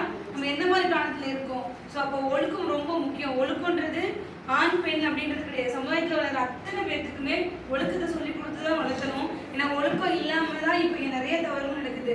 அந்த நேற்று நடந்ததுல அந்த தாத்தா சேர்ந்து பண்ணும்போது தாத்தாவோட வயசு அந்த காலத்தால் அவரு அந்த காலம் தானே. அப்போ எங்கே போச்சு அவங்களுக்கு? இந்த காலத்து இளைஞர்களும் அப்படி தானே இருக்காங்க. ஸோ அந்த மாதிரி எவ்வளோ வன்புணர்வுகள் குழந்தைங்களுக்கு நடந்துட்டு இருக்கோம், பெண்கள் நடந்துட்டு இருக்கோம். அந்த மாதிரி சமுதாயத்தில் நம்ம வாழ்ந்துட்டு இருக்கோம். ஸோ சட்டங்கள் மாறணும். சட்டங்கள் மாறுதுன்னா ரொம்ப, அதாவது நான் இன்னைக்கு ஒரு தீர்ப்பு கொடுக்குறேன்னா அந்த தீர்ப்பு ரொம்ப ஸ்ட்ராங்காக இருக்கணும். அப்போ தான் தவறுகள் நடக்காது. தவறுகள் நான் இன்னைக்கு போய் தப்பு பண்ணிட்டு வந்தேன், பணத்தை கட்டிட்டு வெளியே வந்துட்டுனா அப்போ எங்கே இருக்குது சட்டம்? எந்த மாதிரி காலத்தில் இருக்கும்? ஸோ நிகழ்காலத்தில் பெண்கள் வேலைக்கு போய் தான் ஆகணும். கட்டாயம் வேலைக்கு போய் தான் ஆகணும். சுதந்திரன்றது நான் கேட்டு பெறப்படுறது கிடையாது. எனக்கே கிடைக்க போகிறது தான் சுதந்திரம். எனக்கு நான் வெளியே போகணும் பர்மிஷன் கொடுங்க, நான் படிக்கணும் பர்மிஷன் கொடுங்க, நான் வேலைக்கு போகணும் பர்மிஷன் கொடுங்கன்னு கேட்கறது சுதந்திரம் கிடையாது. சுதந்திரம் அப்படிங்கிறது எனக்கான கல்வியை நான் தீர்மானிக்கணும், எனக்கான வேலைகள் நான் தீர்மானிக்கணும். ஆடைகள் ஒழுக்கத்தை சொல்லி கொடுத்தாலே ஆடைகள் அதுக்கு இந்த மாதிரி வந்துடும். மாடனா இப்போ அந்த பெண்கள் இருக்காங்க, நான் அப்பா அம்மா பேச்சு கேட்காம. அதே மாதிரி தான் பசங்களும் இருக்காங்க. நான் அதை பற்றி யாருமே பேசுறது இல்லை. பசங்களோட ஜீன் பாருங்க, என்னோட கிளாஸில் ஒரு பையன் போட்டுட்டு வரான், முட்டி 2 முட்டி கீழே இருக்குது. நான் ஒருவேளை அந்த போய் கீழே விழுந்து வந்துட்டான்னு நினச்சிட்டு நானும் ஒரு கொஞ்சம் நேரம் பார்த்துட்டே இருக்கேன். இன்னும் இந்த ட்ரெஸ் போட்டுட்டு வந்துட்டு இருக்கான், ஒருவேளை கீழே இது வந்துட்டான். அப்புறம் தான் தெரியுது அது மாடல்னு சொல்லிட்டு. சரி ஓகே பரவாயில்ல. இதே ஒரு பொண்ணு போட்டுட்டு வந்தா ஒழுக்க கேடுங்கிறோம், ஒரு பையன் போட்டு வந்தா அது ஒழுக்கம் இல்லாது அப்படின்ற மாதிரி ஆயிடுது. ஸோ ஆடைங்கிறது எல்லாருக்குமே சமமானது தான். அதை நாகரிகமாக போடணும். எந்த ஆடைகளை போட்டாலும், ஒரு ஜீன்ஸ் டிஷர்ட் போட்டாலும் அதுக்கு ஒரு நாகரிகம் இருக்கு. அநாகரிகமாக போடக்கூடாது. ஒரு சேரீயில் கவர்ச்சி இல்லையா? சேரீ கட்டினா இப்போ சுடிதார் போட்டிருக்காங்க. அங்கே எங்கேயுமே பெண்களுக்கு வந்து இப்போ காலத்து சுடிதார் போடுறாங்க. சுடிதாராக போடக்கூடாது, சீலை கட்டுறவங்க. சுடிதார் இருக்கிற கம்ஃபர்டபுள் சேரீயில் இருக்கா? கிடையாது. சேரீ கட்டினா கழுத்து தெரியும், இடுப்பு தெரியும், அங்கே தெரியும், இங்கே தெரியும். சுடிதார் கூட எங்கேயுமே தெரியாது. ஆனால் அதில் சீர்கேடுன்றாங்க. அதுதான் எனக்கு தெரியல. ஸோ எந்த ஆடைகளை எப்படி போடணுன்றதை சொல்லிக் கொடுக்கறது பெற்றோர்களுக்கு கண்டிப்பாக உண்டு. அதேமாதிரி ஆண் பிள்ளைகளையும் பெண் பிள்ளைகளையும் ஒரே வீட்டில் வளர்த்தும் போது ஒழுக்கத்தை சொல்லிக் கொடுத்து வளர்த்தணும். இந்த வேலையை இவங்க செய்யணும், அந்த வேலையை அவங்க செய்யணும்னு கிடையாது. எல்லா வேலையுமே எல்லாமே சொல்லிக் கொடுக்கணும். நிகழ்காலத்தில் பெண்களின் நிலை மிகவும் மோசமாக உள்ளது அப்படின்னு சொல்லிக்கிறேன். அதுக்கு மாற வேண்டியது பெண்கள் இல்லை, சமுதாயம். சமுதாயங்கிறது நம்ம எல்லாரும் சேர்ந்ததுதான் சமுதாயம். சமுதாயம் மாறினா மட்டுமே சங்க காலத்திலிருந்து நிகழ்காலத்திலிருந்து போன எந்த காலத்தில் இருக்கிற பெண்களோட நிலை மாறணும்னா சமுதாயம் மாறணும். சமுதாய மாற்றத்தை நம்மளே மாற்றலாம்னு சொல்லிக்கிறேன். நன்றி. முதலாவது வரலாறு என்பது என்ன? முன்னாளில் நடந்த எவற்றையும் அறியாவிடில் நாம் என்னாலும் குழந்தைகளே அப்படின்னு ஒரு நெறியியலாளர் சொல்றார். அதே போல தன்னுடைய வரலாறு என்னவென்று தெரியாத ஒரு சமூகம் தன்னுடைய எதிர்காலத்தை நோக்கி பயணப்படவும் முடியாது. அந்த இடத்துல இருந்துதான் நாம் வரலாற்றை பதிவு செய்கிறோம் என்று நான் நினைக்கிறேன். அப்ப மனித சமூகத்திற்கு ஒரு 5000 ஆண்டு கால முறையாக பதிவு செய்யப்பட்ட ஒரு வரலாற்று காலம் என்று வைத்துக் கொண்டால், ஒரு நியதிப்படி ஒரு புரிதலுக்காக 5000 வருஷம் இருக்கு நமக்கு வரலாறு அப்படின்னா, ஒரு 2000 இந்த சமூகத்தினுடைய அங்கத்தினர்கள் ஆண்களும் பெண்களும் தான். அவர்கள் இருவரும் செய்ததால் அந்த வரலாற்றை உருவாக்கி இருக்க முடியும். அப்போ தோராயமாக ஒரு 2500 கால வரலாறு ஆண்களுடையது எனில், ஒரு 2500 ஆண்டு கால வரலாறு பெண்களுடையது. ஆனால் அது யதார்த்தத்தில் அப்படித்தான் பதிவு செய்யப்பட்டிருக்கிறதா என்பதை நாம் சற்று சிந்திக்க வேண்டும். அப்படி இல்லை என்கிற ஒரு நிதர்சனத்தில் இருந்துதான் நாம் வரலாற்றில் மறைக்கப்பட்ட பெண்கள் என்ற தலைப்பையே உரையாட எடுத்து வந்திருப்போம் என்று நினைக்கிறேன். 1936 வந்து பாத்தீங்கன்னா வார்தா காங்கிரஸ் மாநாடு நடக்குது. அது கல்விக்கான ஒரு மாநாடு. அந்த மாநாட்டில் காந்தியடிகள் ஒரு பெண்மணியை அழைத்து கலந்துரையாடுறார். கல்வியை குறித்து கலந்துரையாடும் போது அவங்க சொல்றாங்க, அவருடைய கருத்தை எல்லாம் கேட்ட பிறகு இந்த பெண்மணி சொல்றாங்க, ஒரு பெண்களுக்கு வந்து நீங்கள் ராட்டையில் நூல் நூற்க கற்பிப்பதை விடவும் தற்காப்பு கலையை கற்றுக் கொடுப்பது சிறந்தது என்று நான் சொல்கிறேன் அப்படின்னு சொல்றாங்க. ஒரு 100 வருஷத்துக்கு முன்னாடி. அப்ப காந்தி பிடிவாதமான ஒரு போராட்டக்காரர் காந்தியடிகள், அவர்களே கூட அதை மறுக்க முடியல அப்படின்னு சொல்றாங்க. அப்ப அது வரலாறு இதை பதிவு செய்யுது. அப்ப அந்த பெண்மணி யாருன்னு பாத்தீங்கன்னா அபலா போஸ் அப்படிங்கிற ஒருத்தர். கூடுதல் தகவல், அவருடைய ஜெகதீஷ் சந்திர போஸ் அப்படின்னு ஒரு தாவரவியல் அறிஞர் இருந்தார், அவருடைய மனைவி. இப்போ சமகாலத்துல அவர் அறிவியலாளரா எவ்வளவு பங்கு சமூகத்திற்கு ஆற்றி இருப்பாரோ அதை விட பெண் கல்வி குறித்தும் பெண்களுக்கான சமமான கல்வி கிடைக்க வேண்டும் என்ற இடத்துல வந்து தீவிரமாக போராடிய பெண்மணி அபலா போஸ். அப்ப நமக்கு ஜெகதீஷ் சந்திர போஸை தெரிந்த அளவிற்கு நமக்கு அபலா போஸை தெரியாது என்பது உண்மைதானே. அடுத்ததாக வந்து பார்த்தோம் அப்படின்னா, இன்னைக்கு ராணுவம் இயல்பாகவே வந்து முழுக்க முழுக்க ஆண்களின் கைப்பிடிக்குள் இருக்கக்கூடிய ஒரு பகுதி, ஒரு பிரிவு, ஒரு துறை அப்படின்னு சொல்லலாம். ஆனால் கிட்டத்தட்ட 88 ஆண்டுகளுக்கு முன்பே வந்து பார்த்தீங்கன்னா நேதாஜியினுடைய படை, அவர் தான் தனியாக பெண்களுக்கு ராணுவ படையை ஏற்படுத்தினார், ஐஎன்ஏலாம் ஏற்படுத்தினாருன்னு சொல்லி பார்த்தோம். அதுல வந்து பார்த்தீங்கன்னா 2 பெண்கள் ரொம்ப மிக முக்கியமானவர்கள். ஆனால் அவர்களை நமக்கு தெரியாது. ஒருத்தர் வந்து மீரா ஆர்யா அப்படிங்கிற பெண். அந்த பெண் வந்து பார்த்தீங்கன்னா ரொம்ப இயல்பாக செல்வச்செழிப்பான ஒரு குடும்பத்தில் பிறந்த பெண். அவரை வளர்க்கப்பட்டவர். ஆனாலும் அதை எல்லாவற்றையும் மீறி தேசப்பட்டுடையவர். சுபாஷ் சந்திர போஸுடைய படையில வந்து உளவாளியா பணிபுரிஞ்சிட்டு இருக்காங்க. அது அவருடைய குடும்பத்திற்கு கூட தெரியாது. அப்போ அவருக்கு அவங்க அப்பா ஒரு பெரிய பணக்கார தந்தை. அவர் பணக்கார இடத்துல திருமணம் செய்து வைக்கிறார். அந்த திருமணம் செய்யக்கூடிய மனிதர் வந்து ஒரு பிரிட்டிஷின் ராணுவத்தின் கீழே பணிபுரியக்கூடிய ஒரு மனிதர். அப்போ இவருக்கு தெரியுது, ஒரு கடத்தில் கண்டுபிடிக்கிறார், அந்த நீரா ஆரியா வந்து சுபாஷ் சந்திர போஸ் உளவாளியா வேலை பார்க்குறாங்க அப்படின்னு சொல்லி அவருக்கு தெரிய வருது.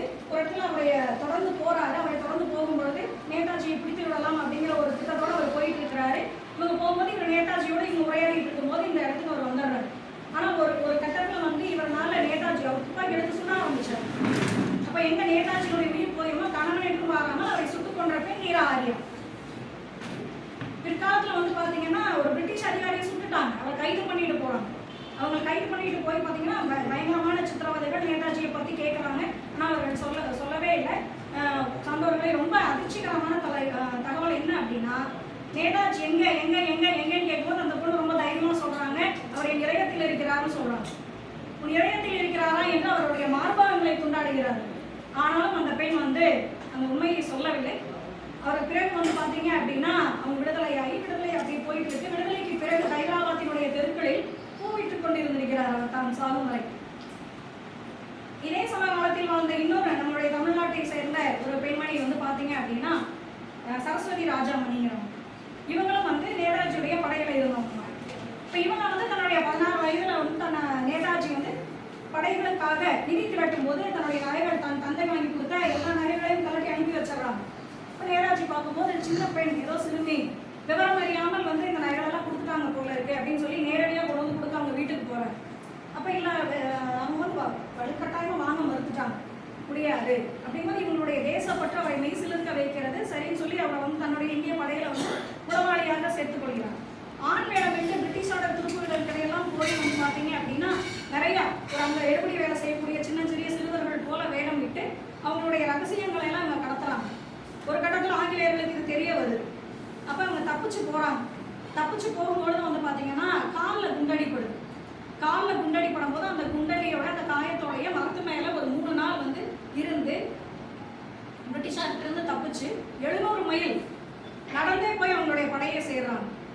அதற்கு பிறகு வந்து பார்த்தீங்கன்னா ரொம்ப சுதந்திரத்திற்கு பிறகு ரொம்ப வறுமையான நிலையில வந்து ஒரு கடத்தை இவங்களை பற்றி தெரிந்து ஜெயலலிதா அம்மையார் முதலமைச்சராக இருக்கிற ஒரு காலகட்டத்தில் அவங்களுக்கான உதவிகளை எல்லாம் செஞ்சு அவங்களுடைய வாழ்க்கை அப்படியே போயிருக்கு. அந்த பெண்ணுடைய காணொலியை கூட நீங்கள் பார்க்கலாம். ஆனால் சரஸ்வதி ராஜாமணி என்கிற அந்த சுதந்திர போராடியை பற்றி நம்ம எத்தனை பேருக்கு தெரியும் என்பதுதான் இங்கே கேள்வி. இன்னும் ஒன்றே ஒன்று, சுனிதி சாலமின் என்கிற ஒரு மருத்துவர் 1986 அவங்க அமெரிக்காவில் மேற்படிப்பெல்லாம் முடிச்சுட்டு சென்னை மருத்துவக் கல்லூரிக்கு பணி செய்ய வராங்க. அப்போ அந்த காலகட்டத்தில் அமெரிக்காவில் இருக்கும்போதே அவங்களுக்கான அந்த HIV தொற்று ரொம்ப தீவிரமாக அமெரிக்காவில் இருக்கு அப்படின்னு சொல்லி பார்க்குறாங்க. அது பெரிய அவங்களை வந்து அச்சுறுத்துது. ஆனால் இப்படி ஒரு உயிர்கொல்லி நோய் பரவிட்டு இருக்கு, என்ன ஆகுமோ ஏறாகுமோ என்ற ஒரு சூழ்நிலை. இந்தியாவுக்கு வர்றாங்க. அதே காலகட்டத்தில் தன்னுடைய படிப்பை முடிச்சுட்டு இந்தியாவுக்கு வர்றாங்க. இந்தியாவுக்கு வந்து பார்க்குறாங்க அதை பற்றிய எந்த ஒரு பரபரப்பும் இல்லாமல் அமைதியாக இருக்காங்க எல்லாம். அப்படின்னா இந்தியாவில் அப்படி ஒரு வைரஸ் பரவவே இல்லையா அப்படின்னு சொல்லி அவங்க யார்கிட்ட பேசணும்னு சொல்கிறாங்க. அப்படி ஒரு தொற்று இங்கு சாத்தியமே இல்லை அப்படிங்கிறாங்க. ஆனால் இவர்களால் அதை ஏற்றுக்கொள்ள முடியவில்லை. அப்போ இல்லை, நம்ம வந்து ஆராய்ச்சி பண்ணணும், மாதிரிகளை சோதிக்கணும் போது பயங்கரமான எதிர்ப்பு எல்லா பக்கம் இருந்தும். ஆனால் எல்லாவற்றையும் மீறி தன்னுடைய முதுகலை மாணவி நிர்மலா செல்லப்பன் என்கிற இன்னொரு மருத்துவ மாணவி அவரோட இணைச்சிட்டு என்ன பண்ணுறாங்க அப்படின்னா, நீங்கள் விடுதிகளில் பெண் விடுதிகளில் ரொம்ப சராசரியாக ரொம்ப சிரமப்படக்கூடிய பெண்கள் இருப்பாங்க இல்லைங்களா, அந்த மாதிரியான அந்த விடுதிகளெல்லாம் போய் மாதிரிகளை சோதிக்கிறார்கள். அந்த பெண்கள் இவர்களை நம்புகிறார்கள். அதனால் சோதனைக்கு அவர்களுடைய மாதிரிகளை கொடுக்கிறார்கள். சுமார் 100 பெண்கள்கிட்ட வந்து பார்த்தீங்கன்னா இந்த மாதிரியை ரத்த பரிசோதனைக்கான மாதிரிகளை தேர்வு செய்கிறார்கள். பெரிய வசதிகள்லாம் இல்லை, ஒன்றும் இல்லை. அதிகம் ஒரு 38 வருஷத்துக்கு முன்னாடி 39 வருஷத்துக்கு முன்னாடி. அப்போ ஆய்வகத்தில் கூட ஆய்வு செய்யணும் அப்படின்னாலே 200 கிலோமீட்டர் போகணும் சென்னையிலிருந்து. அப்போ இந்த ரத்த மாதிரிகளை சேகரித்து அது வந்து கெட்டு போகாமல் அந்த ரத்தத்தை பாதுகாக்கிறதுக்கான ஒரு இடம் கூட கிடையாது. அப்போ அந்த நிர்மலா செல்லப்பன்கிற அந்த மருத்துவர் வந்து தன்னுடைய வீட்டு குடிசாதன பெட்டியில் கொண்டு அந்த மாதிரிகளை வந்து வைக்கிறார். அங்கே வச்சு அவங்க எப்படியோ சோதிக்கிறாங்க. சோதித்து பார்த்ததில் பெரிய அதிர்ச்சி, பல பேருக்கு அதில் வந்து பார்த்தீங்கன்னா HIV/AIDS தொற்று இருந்தது. அப்போ மறுபரிசீலனை செய்து அமெரிக்காவுக்கு அனுப்புகிறாங்க. அமெரிக்காவிலே அனுப்பி வரும்போது ஆமாம் உறுதி செய்யப்பட்டது. அப்போ அதோட அவங்க வந்து ஆமாம் இதுக்கு நிரூபிச்சிட்டோம், நம்ம மருத்துவராக என்னுடைய பணி கொடுத்தது என்று அவர் விடவில்லை. இந்த HIV தொற்று தெரிய வர எய்ட்ஸ் நோயாளிகளால் பாதிக்கப்பட்ட எல்லாரும் கைவிடப்படுறாங்க. தான் சொந்த குடும்பமே அவங்களை வீட்டை விட்டு வெளியேற்று. அப்போ அவர்களுக்கான ORG சென்டர்னு ஒரு அமைப்பை ஏற்படுத்துறாங்க. அவர்களுக்கான மறுவாழ்வை கொடுக்கிறாங்க. அங்கே இருக்கக்கூடிய அந்த மாதிரி பாதிக்கப்பட்ட தாயிடமிருந்து ஒரு எய்ட்ஸ் பாதிப்பு இல்லாத ஒரு குழந்தையை உருவாக்குறதுக்கான சோதனைகளெல்லாம் செய்கிறார்கள். அப்போ சுமித்தி சாலமனும் சரி, நிர்மலா செல்லப்பனும் சரி, வரலாற்று பக்கங்களில் மிக மௌனமாக பதிவு செய்யப்பட்ட பெயர்கள். இவங்களை எங்கேயாவது சொல்லி பாடப்புத்தகங்களை சொல்லியிருக்காங்களா அப்படின்னு தேடினா இருக்குங்க. எங்கே இருக்கு? HIV/AIDS பற்றி சொல்லும்போது ஒரு பெட்டி செய்தியாக 3 வரிகள் இவர்களை பற்றி சொல்லப்பட்டிருக்கு. இப்போ எனக்கு என்ன ஆதங்கம்னா, காலங்காலமாக ஆண்களுக்கு நிகரான எவ்வளவோ பங்களிப்புகளை கொடுத்தாலும் பெண்கள் வெறும் பெட்டி செய்திகள் தானோ அப்படிங்கிறது தான் எனக்கான ஆதங்கம். அப்படி பெட்டி செய்தி, ஏன்னா நம்ம மாணவர்கள்ட்ட ஒரு பெரிய பிரச்சனை இருக்கு. நீங்கள் 5 மார்க் கொடுத்தாலும் ஒரு கேள்வி அவன் படிப்பான். நீ பெட்டி செய்தி தானே, உங்களுக்கு தெரியுமான்னு கேட்டால் எங்களுக்கு தெரியவே வேண்டாம்னு விட்டுட்டு போயிட்டே இருப்பான் அவங்க பாட்டு. அப்போ இவங்களை சுமிதி சாலமனை பற்றி தீவிரமாக சொல்லியிருக்கணும், நிர்மலா செல்லப்பனை பற்றி சொல்லியிருக்கணும், சரஸ்வதி ராஜாமணியை பற்றி சொல்லியிருக்க வேண்டும் இல்லைங்களா? அப்போ இது ஆண்களா பெண்களா என்று பட்டிமன்ற தலைப்பு நிச்சயமாக கிடையாது சான்றோர்களை. ஒரு ஆணும் சரி பெண்ணும் சரி ஒரு வட்டத்தில் இரு அரைவட்டம் போன்ற முழுமையானவர்கள். ஒரு பகுதி இல்லை அப்படின்னா அது ஒரு அரைவட்டமாக மாறிடும். இந்த சமுதாயம் அப்படிதான். ஆதியில் பெண் மட்டும்தான் இருந்தால் இந்த இயற்கை வந்து அழிவின் காரணமாக முழுமையா அழிஞ்சு போயிடக்கூடாதுன்னு அதுல இருந்து ஒரு பகுதியை எடுத்து ஆணை உருவாக்கியதாக அறிவியல் சொல்கிறது. அப்படி இருக்கும்போது இது ஆண்களா பெண்களா என்பது இல்லை. பெண்களுடைய பங்களிப்புகளும் இன்றைக்கு சொல்லப்பட வேண்டும். எல்லாருக்கும் சொல்லும் போதுதான் வந்து பாத்தீங்கன்னா இதை செய்ய முடியும், இது கடத்தப்படும் போதுதான் பெண்கள் வந்து இன்னும் வந்து பாத்தீங்கன்னா முன்னேறி செல்ல முடியும் என்ற இடத்தில் இதை பதிவு செய்யப்பட வேண்டும். அப்பொழுதுதான் வரலாறு முழுமை பெறும் என்கின்ற என்னுடைய தாழ்மையான கருத்துக்களை இங்கே பதிவு செய்ய வாய்ப்பளித்த சபையோர் அனைவருக்கும் நன்றி கூறி உலக உயிர்களின் நாவல் உயிர்த்த உலக மொழி நம் செம்மொழி தமிழ் மொழி என கூறி அனைவருக்கும் இனிய மகிழ் தின நல்வாழ்த்துக்களை தெரிவித்துக் கொள்கிறேன். நான் இன்னைக்கு சுதாமூர்த்தி அவங்களை பத்தி பேசியிருக்கேன். நம்ம எல்லாத்துக்கும் தெரியும் இந்தியாவினுடைய மிக பெரிய நிறுவனங்கள்ல ஒன்றான இன்ஃபோசிஸினுடைய தலைவர் நாராயணமூர்த்தி அவர்களுடைய மனைவி சுதாமூர்த்தின்னு நம்ம எல்லாத்துக்கும் தெரிஞ்சிருக்கும். இன்னும் சில பேருக்கு அவர் ஒரு எழுத்தாளரா தெரிஞ்சிருக்கும். ஆனா திரைக்கு பின்னாடி அவர் ஒரு சமூக சேவகி, ஆசிரியர், இன்னும் ஒரு பெண் எந்தெந்த துறைகள்ல வேணாலும் சாதிக்கலாம் அப்படிங்கிற ஒரு விஷயத்துக்கு எடுத்துக்காட்டா வாழ்ந்தவங்க சுதாமூர்த்தி. தன்னுடைய தாய் வந்து ஒரு கணித ஆசிரியர், தந்தை ஒரு மருத்துவரா இருந்தாலும் அவங்க வந்து அறிவியல் மேல் கொண்டிருந்த ஆர்வத்தினால இன்ஜினியரிங் காலேஜ்ல போய் சேர்றாங்க. அந்த காலத்துல ஒரு பெண் கல்லூரிக்கு போறது ஒரு பெரிய சாதனையா இருந்தது. அதுவும் ஒரு இன்ஜினியரிங் காலேஜ்க்கு போறது ஒரு பெரிய குற்றமா தான் அந்த சமூகத்துல கருதப்பட்டு வந்தது. இதனால அந்த கல்லூரியினுடைய தலைமை ஆசிரியர் சுதாமூர்த்தி அவர்களுடைய தந்தை சந்திச்சு ஒரு பெண் தோழி கூட அந்த கல்லூரியில இல்லை. மேலும் அப்ப அந்த சூழ்நிலையில அந்த கல்லூரி முழுவதும் ஆண்களுக்கு ஏற்பவே கட்டமைக்கப்பட்டிருந்தது. அதனால ஒரு பெண்ணுக்கு கழிப்பறை கூட இல்லை. அப்படி இல்லாம 4 வருஷம் எப்படி வந்து அவங்க புதவி படிக்க போறாங்கன்னு அப்படின்னு கேட்கிறாங்க. இந்த எந்த ஒரு விதிகளும் கோட்பாடுகளும் சுதாமூர்த்தி அவர்களுடைய முடிவை துளி கூட மாற்றவில்லை. அவங்களுக்குள்ளேயே இன்னும் கொஞ்சம் கோட்பாடுகளை சேர்த்துக்கிறாங்க. நான் அந்த 4 வருஷம் முழுக்க வெள்ளை ஆடிகள் வெள்ளை சேலை மட்டும் கட்டுறதாகவும், அந்த 4 வருஷம் முழுக்க தரையில மட்டும் தூங்கி ஒரு சன்னியாசி போல ஒரு வாழ்க்கையை இருக்கு. அவங்க காலேஜ்க்கு போறது மட்டும் ஒரு மிகப்பெரிய தடையா இல்லை. அங்க காலேஜ்லயும் அவங்க சுத்தி இருக்க மாணவர்கள்கிட்டயும் நிறைய போராட்டம் சந்திச்சாங்க. ஒரு நாள் இந்த மற்ற மாணவர்கள் எல்லாம் அவங்களுடைய இருக்கையில வந்து குப்பைகள், சாணம், மாட்டு சாணத்தெல்லாம் அப்படின்னு போட்டு வச்சிருக்காங்க. இதை பார்த்த சுதாமூர்த்தி கொஞ்சம் கூட கோவப்படாம, அழுகாம, கத்தாம, வருத்தப்படாம அந்த இடத்த ரொம்ப பொறுமையா சுத்தம் செஞ்சுட்டு அதே இடத்துல உட்காந்து பாடத்தை கவனிச்சிருக்காங்க. மேலும் டாட்டாவினுடைய ஒரு நிறுவனமான டெலிகோ கம்பெனியில வந்து பெண்களே வேலைக்கு ஏற்க மாட்டோம் அப்படின்னு ஒரு விளம்பரம் கொடுக்குறாங்க. இந்த விளம்பரத்தை பார்த்த சுதாமூர்த்தி நேரடியா ஆர்டிஜே டாட்டாக்கு, ஜேஆர்டி டாட்டாக்கு லெட்டர் எழுதுறாங்க. இதனால அந்த கம்பெனி தங்களுடைய கோட்பாடுகள், கொள்கைகளையே மாற்றி சுதாமூர்த்தி அவர்களை முதல் பெண் இன்ஜினியராக நிர்வகிக்கிறாங்க. மேலும் இன்ஃபோசிஸ் ஆரம்பிக்கும் பொழுது நாராயணமூர்த்திக்கு போதிய பணம் இல்லை. அதனால சுதாமூர்த்தி அவர்கள் தன்னுடைய சேமிப்பை எல்லாத்தையும் கொடுத்து, அப்படி கொடுத்த அந்த சின்ன பணம் தான் இன்னைக்கு இவ்வளோ பெருசா நம்ம முன்னாடி இன்ஃபோசிஸா வளர்ந்து நிற்குது. மேலும் பெண்கள் எந்த ஒரு பாதையும் இல்லாத ஒரு இடத்தில் தங்கள் பாதங்களால் ஒற்றையடி பாதை அமைத்து அதையே பிறரும் நடக்குமாறு பெரும் நெடுஞ்சாலையாக மாற்றுகின்றனர். அத்தகைய ஒரு பெண்ணை பற்றி சாதாரண ஏழ்மையான விவசாய கூலி வேலைக்கு போற விவசாய குடும்பம், அதுல ஒரு பெண் வாழ்ந்துட்டு வர்றாங்க. அவங்களுக்கு ஒரு தம்பி, தங்கச்சி இருக்காங்க. அந்த வாரத்துல செவ்வாய்க்கிழமை, வெள்ளிக்கிழமை நாட்கள்ல கோயில்ல பொங்கல், புளியோதரை, சுண்டல்லாம் கொடுப்பாங்க. அது வாங்கறதுக்காக அந்த பெண் பிள்ளை பள்ளி மேலே முடித்து வீட்டுக்கு வந்ததுக்கு அப்புறம் கோயில் மணி சத்தத்தை கேட்டு தன்னுடைய வீட்டுல இருந்த பாத்திரத்தை எல்லாம் எடுத்துட்டு போய் எல்லாமே வாங்கிட்டு வந்து வைப்பாங்க. ரெண்டாவது அந்த விளையாடிட்டு இருக்கக்கூடிய அவங்க தங்கையை கூட்டிட்டு போய் அந்த பொங்கல், புளியோதரை, சுண்டல்லாம் வாங்கிட்டு வந்து வைப்பாங்க. மூணாவது தொட்டில படுத்துட்டு இருக்கக்கூடிய தம்பியை தூக்கிட்டு போய் பிரசாதம் வாங்குறப்போ பூசாரி கேட்பாரு, ஏமா நீ இப்பதானே வந்த அப்படின்னு கேட்பாரு. அதுக்கு அந்த பொண்ணு சொல்றது, முதல்ல வந்தது எனக்கு, ரெண்டாவது என் தங்கச்சிக்கு, இப்போ மூணாவது தம்பிக்குன்னு சொல்லவும் சரி சரி போ அப்படின்னு சொல்றாங்க. ஒரு நாள் அவங்க பள்ளி ஆசிரியர் வந்து அந்த வழியில வர்றாங்க. இப்பப்ப என்ன இங்கிட்ட அங்கிட்டு ஓடிட்டு என்ன விஷயம் அப்படின்னு கேட்குறாங்க. அப்ப அந்த குழந்தை சொல்லுது, அந்த கோயில் மணி அடிச்சு முடிக்கிறதுக்குள்ளார எப்படியாவது அந்த பிரசாதத்தை நான் எங்க வீட்டுல இருக்கிறவங்க எல்லாத்துக்கும் நான் வாங்கிட்டு போகணும், அதுல எனக்கு ஒரு ஆசை அப்படின்னு சொல்றாங்க. அந்த ஆசிரியரும் சரி போமா அப்படின்னு சொல்லிட்டு போயிடுறாங்க. ஒரு நாள் அந்த பள்ளியில ஓட்டப்பந்தயம் நடக்குது. அதுல நிறைய பெண் பிள்ளைகள் வரிசையில நிக்கிறாங்க. இந்த பொண்ணு ஒரு மூலையில நிக்கிறாங்க, எங்கேயோ மூலையில நிக்கிறாங்க. எங்க ஆசிரியர் கூப்பிட்டு ஓட்டப்பந்தயத்துல கலந்துக்க பாப்பா அப்படின்னு சொல்றாங்க. ஐயோ எனக்கு இது பழக்கமே இல்லை அப்படின்னு அந்த பாப்பா சொல்லுது. இல்ல என்ன பழக்கம் இல்லை, வா இல்லை அப்படின்னு சொல்றாங்க. அவங்க பாரு, அது பிள்ளையார் கோயில் நினைச்சுக்கோ, பொங்கல், புளியோதரை, சுண்டல்லாம் கொடுக்குறாங்க.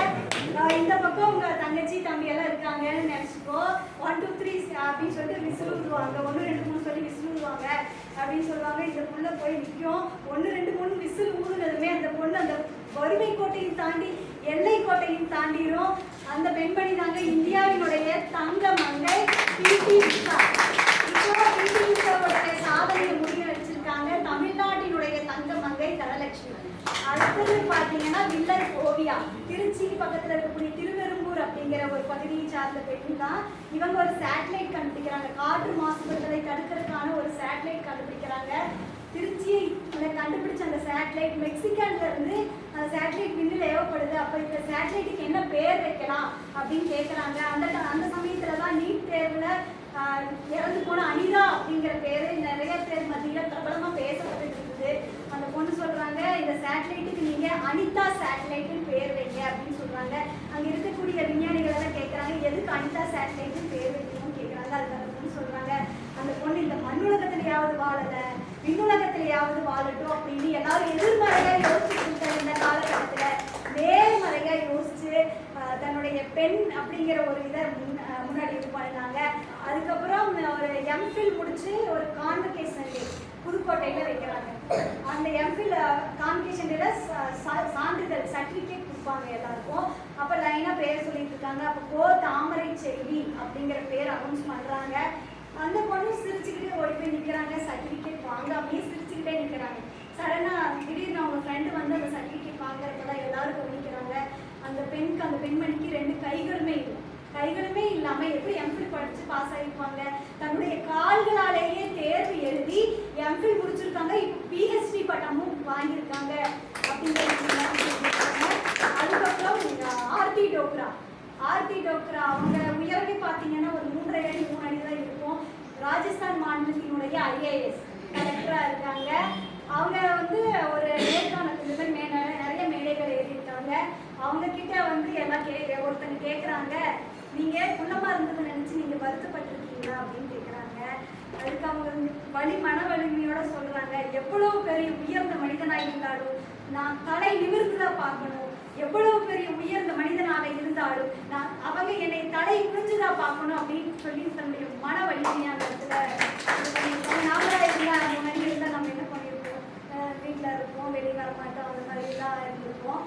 அதுக்கப்புறம் அடுத்தது நம்ம சொல்ல பார்த்தா 18ஆம் நூற்றாண்டுகளில் காது கேட்காத, வாய் பேச முடியாத, கண் பார்க்க முடியாத ஒரு பெண்ணால என்னங்க சாதிக்க முடியும்? ஆனா அவங்க 5 மொழிகள் படிச்சிருக்காங்க, 42 புத்தகங்களுக்கு எழுதியிருக்காங்க, 18 நாடுகளுக்கு மோட்டிவேஷனல் ஸ்பீச் கொடுத்துருக்காங்க. அவங்க தான் வரலாற்றில் பொன் எழுத்துக்களால் பொறிக்கப்பட்ட ஹெலன் கெல்லர். இப்போ சங்ககாலம் இறந்த காலத்துல அவையார் கிட்ட கேட்டிருப்பாங்க, உலகத்திலேயே பெரியது எது பாட்டி அப்படின்னு கேட்டிருப்பாங்க. அதுக்கு அவையார் சொல்லுவாங்க, பெரிது பெரிது புவனம் பெரிது, புவனமோ நான்முகன் படைப்பு, நான்முகனோ கரியமாடு முந்தியில் வந்தோம், கரியமாடு அலைகடல் துயில்வோம், அலைகடல் சிறுமுனியின் கலசத்துள் அடக்கம், கலசம் புவியிற் சிறுமன், புவியோ அரவிற்கு ஒருதலை பாரம், அரவமோ உமையவள் சிறுவிரல் மோதிரம், உமையவளோ இறைவர் பாகத்து ஒடுக்கம், இறைவரோ தொண்டர் உள்ளத்து ஒடுக்கம், தொண்டர் தம் பெருமை சொல்வது பெரிது அப்படின்னு அவையார் சொல்லியிருப்பாங்க. அதே கேள்வியை நேரம் வந்து நம்ம திருவள்ளுவர் அவர்கிட்ட கேட்டிருப்பாங்க. அதுக்கு அவங்க சொல்லுவாங்க, பெண்ணின் பெருந்தக்க யாவுல, பெண் தான் இந்த உலகத்துல பெரியவர், பெண்ணின் பெருந்தக்க யாவுல கற்பெண்ணும் திண்மை உண்டாக, அந்த கற்புங்கிற அந்த திப்பம் அந்த வலிமை இதை பெற்றிருக்கக்கூடிய பெண் தானே இந்த உலகத்துல பெரியவர் அப்படின்னு சொல்லிட்டு திருவள்ளுவர் சொல்லியிருப்பாங்க. எதிர்காலத்துல நம்ம ஒரு பெண்ணானவர் சாதனை படைக்கணும் அப்படின்னா தன்னம்பிக்கை மட்டும் இருந்தா பத்தாது, தற்காப்பு கலைகளும் அவசியம். ஒரு மனிதன் ஜென்ம சாபல்யம் அடைவதற்கு சில பட்டியல் எல்லாம் சொல்லியிருப்பாங்க. அதுல நான் நினைக்கிறேன் முதலாவதா தீண்டாமை இருக்கணும், தீண்டாமையை ஒழிக்கணும் அப்படின்னு நான் சொல்றேன். தீண்டாமை ஒரு பாவச் செயல், தீண்டாமை ஒரு பெருங்குற்றம், தீண்டாமை ஒரு மனித தன்மையற்ற செயல். வாழ்வியல் பயில்வோம், வாழ்வில் நிமிர்வோம் என்று கூறி விடைபெறுகிறேன்.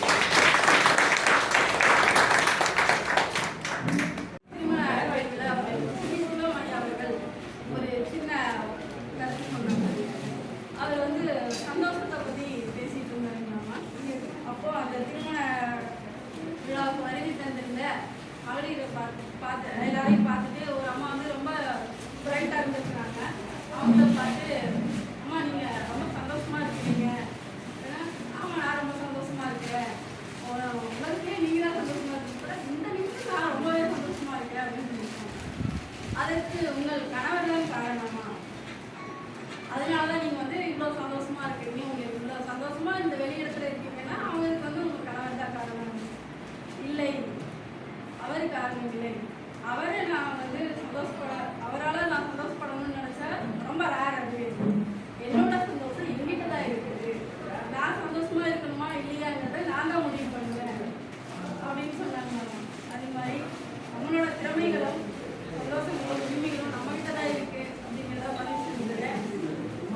அழைப்பை ஏற்று இங்கு வரைக்கும் புரிந்த அனைவருக்கும் நன்றி. வைக்கிறாங்க சாப்பாடு வந்து சாப்பாடு